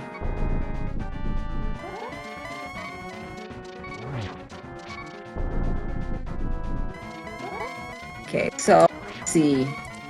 I doubt you have an opponent yet. Let's see who you could be facing. Yeah, I think it's Liam Atlas or Dorkmaster Fleck or Epi 37. If I'm remembering the bracket right. Yeah, that's correct. Which I think the Epi Dorkmaster Fleck match is tonight. I think that's later tonight, and then who knows when Liam and the winner of that are going to play. It's I probably don't have a match for another week or so, but that's okay. I mean, I kind of knew that I was early on this round 1 matchup. Or I guess round of 32 matchup. Yeah, I want to say this. I don't know if anyone else has played their round of 32. There's several that haven't even been figured out yet. Yeah, I just messaged Iris and was pretty proactive about scheduling, just when do you want to play sort of thing, and we were able to figure out a time. It's actually kind of tough. Iris and I are sort of on opposite schedules, so this was a really early you are. and later for Iris. Yeah, her being in France and you, I know, being quite the night owl. Exactly. So I would have much rather played at 8 a.m. Her time, but that's okay. Yeah. I'm glad that we're able to get a time that worked. This was there was a 2-hour afternoon window where it was very reasonable for us to play. So I'm glad that she was able to be flexible about the scheduling. It was cool to do sort of a later race for her. I should correct myself. I actually don't know that she's in France. I do know she's in Europe. So either way we're talking. I know it's Europe. I don't know. For some reason, I thought Germany, but I've seen Belgium in chat. Belgium. Okay. Well, there we go. That's still, with knowledge. It's still quite a time difference for your schedule, your general schedule, and her time zone. Exactly. EU opponents usually tend to be the ones that are hardest for me to schedule with.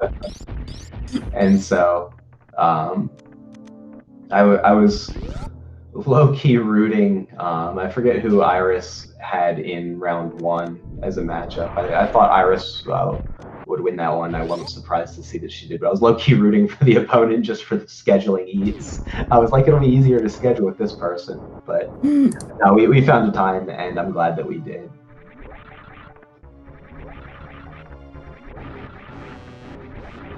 Irish remembering to go to the wreck ship, which is always good.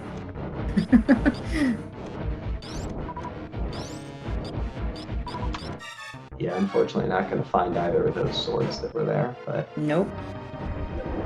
that's okay. I think I don't have too much more to say about the seed sort of by itself. I mean, I'm looking forward to whoever I get to play next. I'll be going and checking out the Epi versus Dorkmaster Fleck matchup here shortly, once this one wraps up, because I think that one's either just starting or about to start. But Yeah, it looks like 6:10 on the schedule, so in a few minutes. Yeah, so it'll be starting just a few minutes. Yeah, but I'm going to see if I can get my mic working with Discord so that if and when Iris comes in to chat, I can chat and not sound like garbage. Working well enough, but yeah, good luck on that, because I've started to, now that I'm hearing that you're having issues, I'm wondering, I just ordered a new headset because I thought it was my headset, and now I'm like, maybe it was Discord all along. Yeah, Discord's been a little wonky lately, but it's probably just something on my end. I probably plugged something wrong or something. Hey, Iris finishing up Fantoon is gonna head over. Oh, really wants to get this. Probably just run into Space Jump, which is really nice when you get this. Oh no, not okay. Wanted to get the Shine Spark, didn't go back far enough.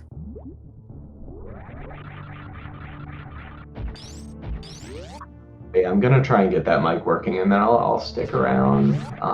Sounds good. In case Iris wants to chat once she finishes up. But thank you for the commentary, Ace Zero and Tracy, and thank you to Ricky of Kokiri for the tracking. Yeah, thank you for We've the mentioned, race. and again, GG's and good luck moving forward.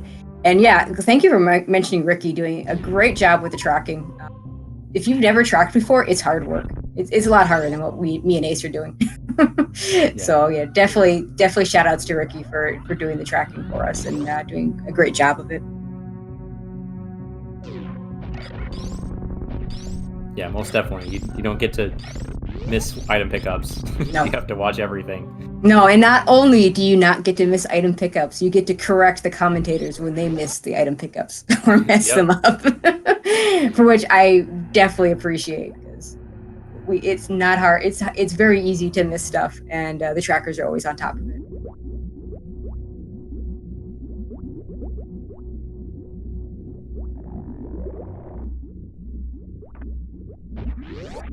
Iris heading into Torian.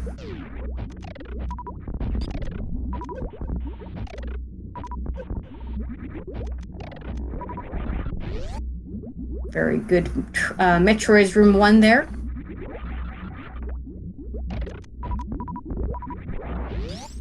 Quick work of the second room.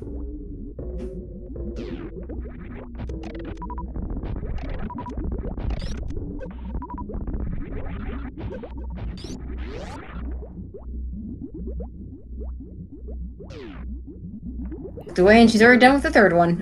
Yep. And with her loadout, this will be much simpler than the Ganon's Tower and Ganon fight. Oh yeah, absolutely. She's got everything she needs for this. Yeah, it's the cooldown lap of the run, basically. It's like she's not going to go for the baby skip, having already turned off both suits. That looks like she'll be damaging down as much as possible.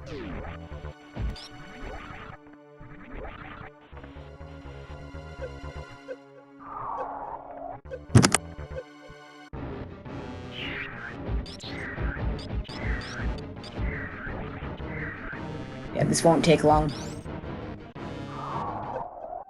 This is not a bad choice if you're not confident in doing baby skip or just don't want to deal with it at all.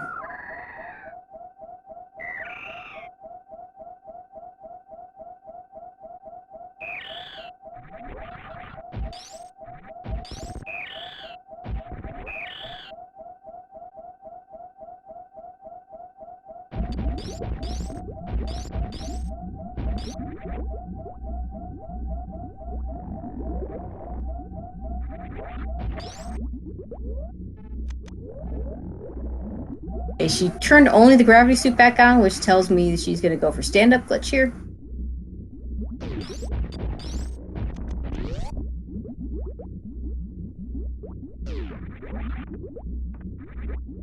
Makes sense. And she did leave her screw attack on. I think she goes for the down back Zeb skip. I think I've seen her do that before in a race. Hear that, she's just going to do the Zeb skip and just use her ammo.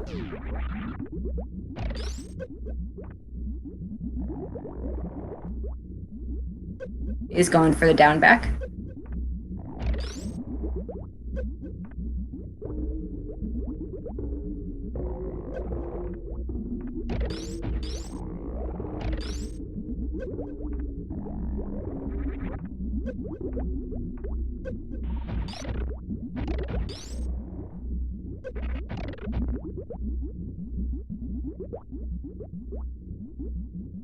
Trouble with it though. This is fairly tricky.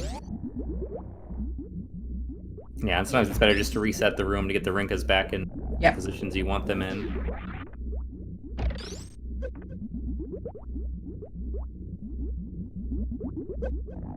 I know I often just don't even bother with Zeb skip in SMZ3 because usually I have so much ammo that it just doesn't matter.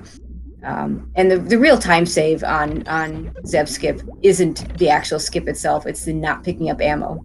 That's why you do it in like a any percent run, for instance. You'd have to pick up a lot more ammo if you weren't going to do Zeb skip. But here you're going to get you just have a ton of it. But she does get it eventually, so yeah. Very nice.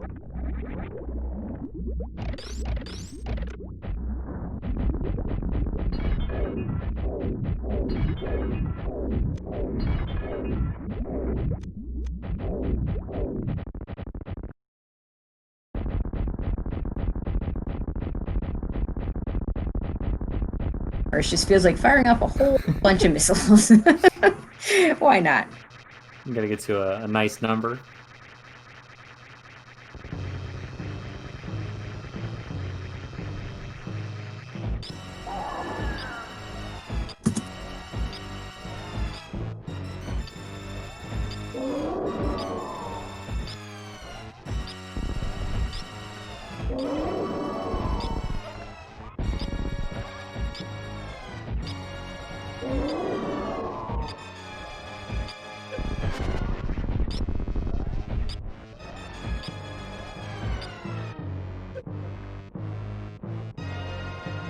Got the right number for stand-up. A little surprised you took the little extra damage there. You want to be above 70 tanks there. And she wasn't too far up. You want to take one more bit. Okay. Oh, there's that damage she's taking. And now it wants to be in the air when the baby Metroid attaches. That shot that she took doesn't do anything. The shots won't damage Mother Brain until she turns fully gray.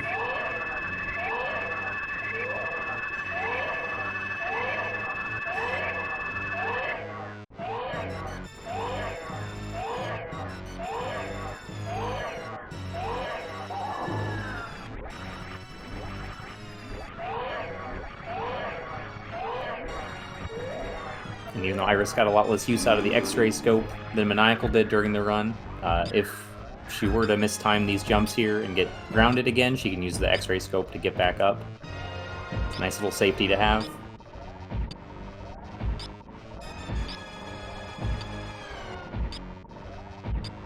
Yeah, she knows the rhythm and the timing of these jumps. Doesn't have to worry about that.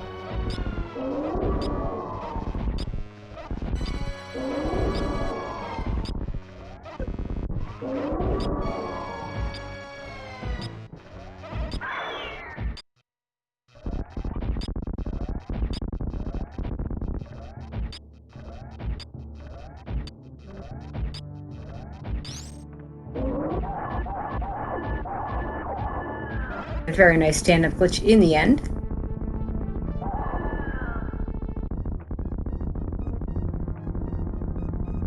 Yep, and I'm guessing we'll see her save the animals since the race is already decided.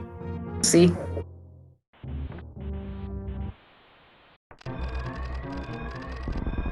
See if she's a save the animals type of girl.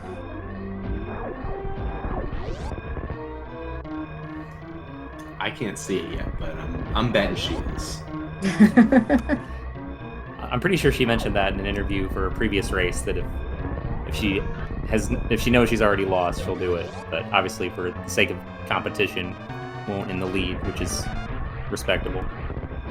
Yeah, I have a couple of SM runners that will save the animals no matter what. One of whom actually they both have lost races to it. That's commitment. I felt kind of bad about the early Super Metroid finish. Now that I'm thinking about it. Because I just skipped 2 E-tanks, and I had 6. I would have done the same thing, though. I also hadn't found Spring Ball yet, so I couldn't Blue Bomber. And so, like, I was giving up time save and swag, and it felt really bad, but it seemed like a pretty good route, so I did it anyway. Yeah, and you didn't have bombs. It's interesting where you found the bombs that you just didn't. I mean, you could have gone back and gotten them, but that would have been a waste of time, I think. Yeah, wouldn't have been worth the time. No, not at all. Stop and look at the animals real closely before saving them. Yeah, I'm of the opinion that the animals can save themselves, because when I played Metroid Fusion, I didn't know you could save the animals in Super Metroid, so I certainly didn't do it.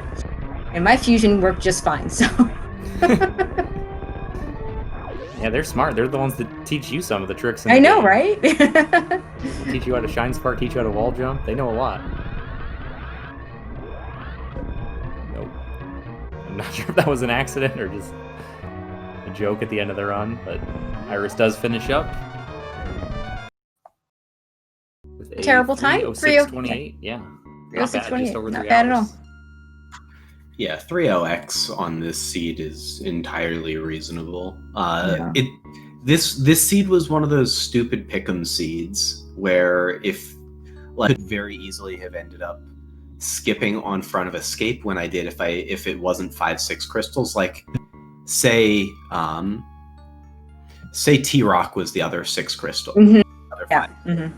I'm doing Pot Eastern. I'm not, going into front of escape because I can't do pyramid, and I'm looking at a 3.0x as well, probably. 3.0x is a good time. And joining us is Iris. GG's. GG's. Hello there, Otto. Hey, Iris. GG. Yeah, I mean... if you do watch this back, you're going to see some very, very different routing between the two of you. I guess so. Because I guess I got them off ball much later than Maniacal first. And the King of Samaria as well. To be fair, the King of Samaria was pretty late for both of you, considering its location. It's just that Maniacal basically full-clued Super Metroid, including Mother Brain, before doing his third crystal dungeon. Okay. Yeah, I just spent a lot of time in Super Metroid, and so Kane was pretty late in sequence in Super Metroid. But when I decided to chase Speed Booster over going back and finishing off Sphere 1 stuff, and found Morph Ball, I pretty much committed to pushing Super Metroid. So I felt like I was early to Morph, and that was a likely advantage for me, and so I was trying to leverage that. Yeah, I was very close to dipping Croc before more, but I was there like, let's not do that.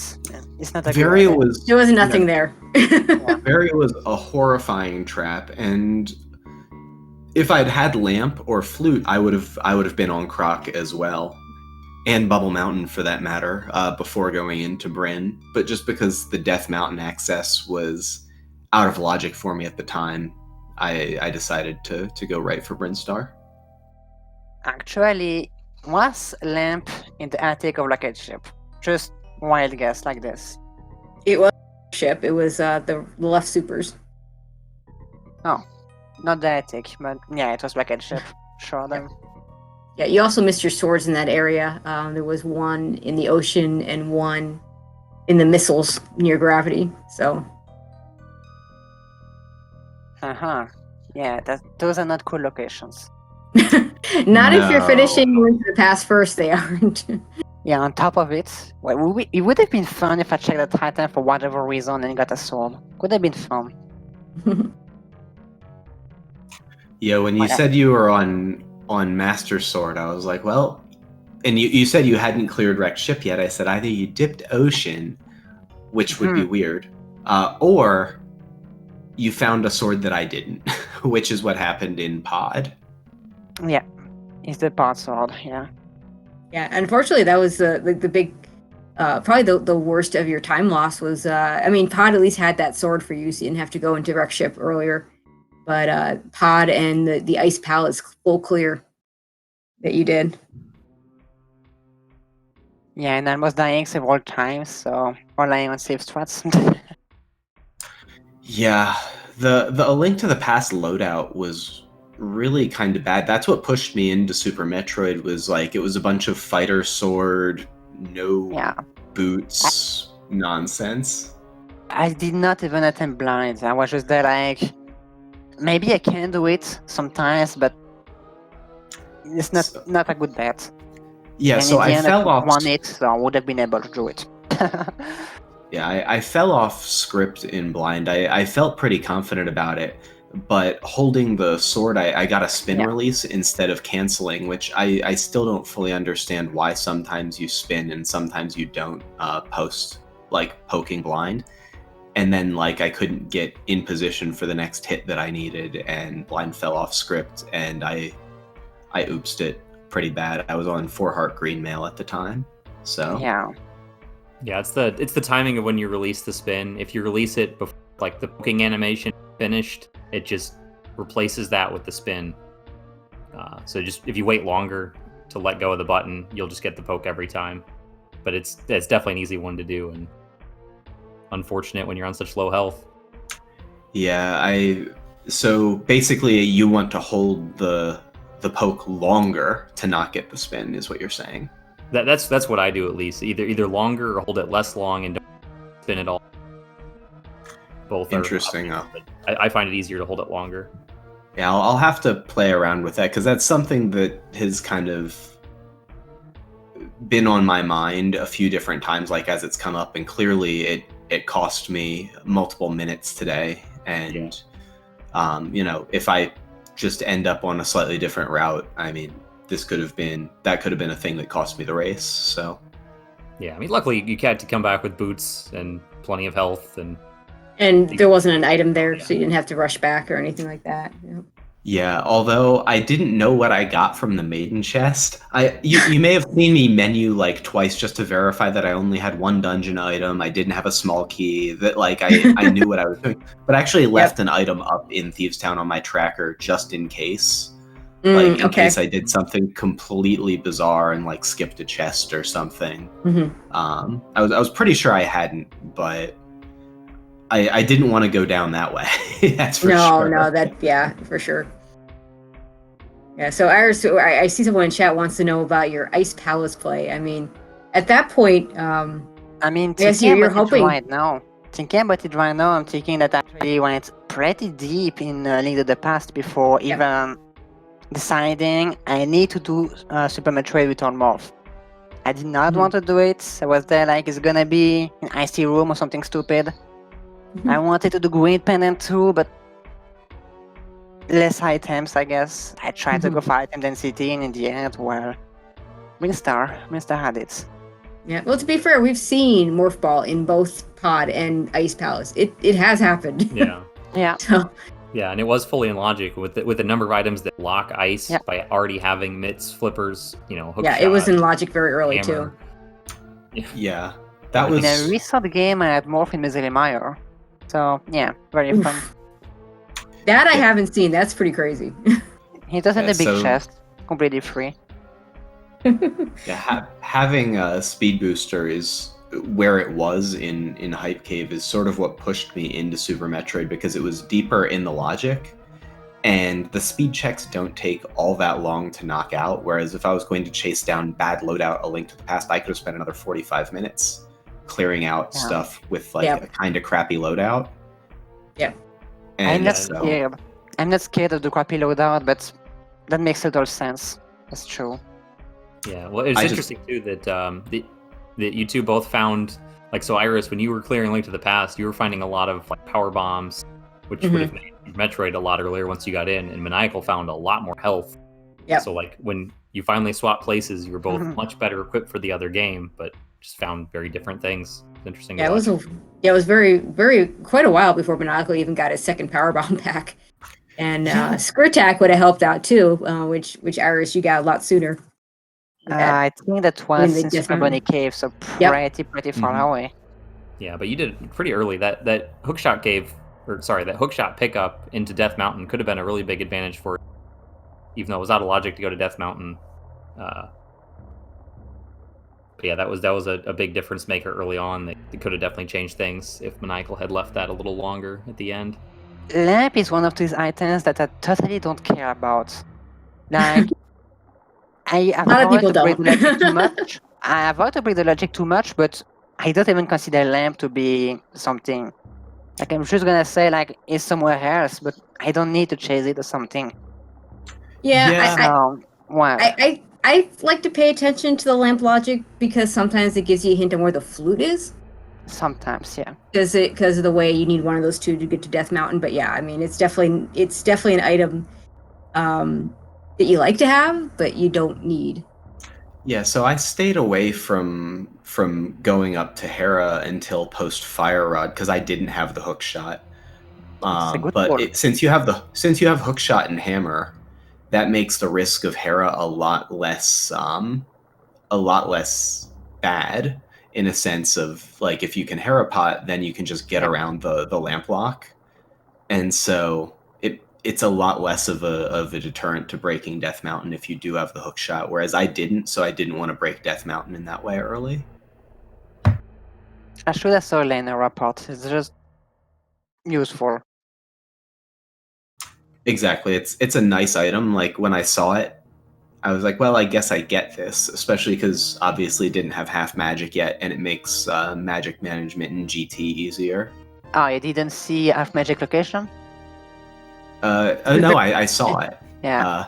I got it. Only after buying multiple blue potions and things like that, in case I, like, really goofed up. Yeah.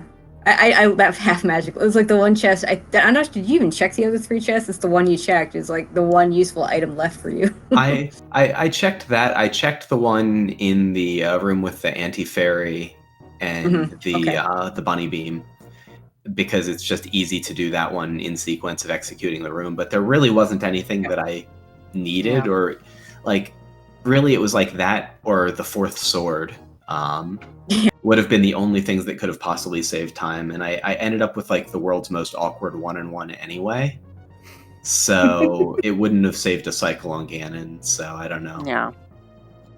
I just wanted a tempered sword, instead I got Earth Magic, because of how scary Trinex is with Earth Magic and Master Sword. I was pretty salty about it. In the end, I don't think I even needed Earth Magic for Ganon. That's just... No, it would have been more useful. The way you set up Trinex, it would have been more useful there. But you did a nice job with that Trinex fight. Yeah, good use of select buffers to make sure you landed all the shots and made them count there at the end. Well, one of the shots, one of the hammer hits or something did not count for the fire rod. We watched that, but I'm not sure what happened. Yeah, it's just a matter of timing. I think I had to hit it 5 times. I'm pretty sure. Not sure what happened there. It's either right when you hit it, or right when it's thawing out or unfreezing, whatever. If you hit it just the right time, it looks like it takes damage, but it doesn't actually register. I know, it's very frustrating. Well, it means I would have done a frame perfect trick. That's nice, isn't it? I don't know if it's frame perfect, but either way, it's not nice. No, not at all. All right. Anything else either one of you want to add before we close things out? No, Well, now you just say it, I do realize my mistake. I was chasing them off Boolean Warfare, but that was not illogic. I just wanted to say GG to Iris. Well, GG to you. You made it 10 minutes faster in game time, 30 in real time. I'm not sure what happened there. In-game time's weird with the portals, Yeah. and there's a lot of different like resets and things like that you can take. A few resets that don't register, and the in-game timers are just sort of a joke. The Randomizer had an update for that. The real time is super good right now. Maybe should take to check that or something.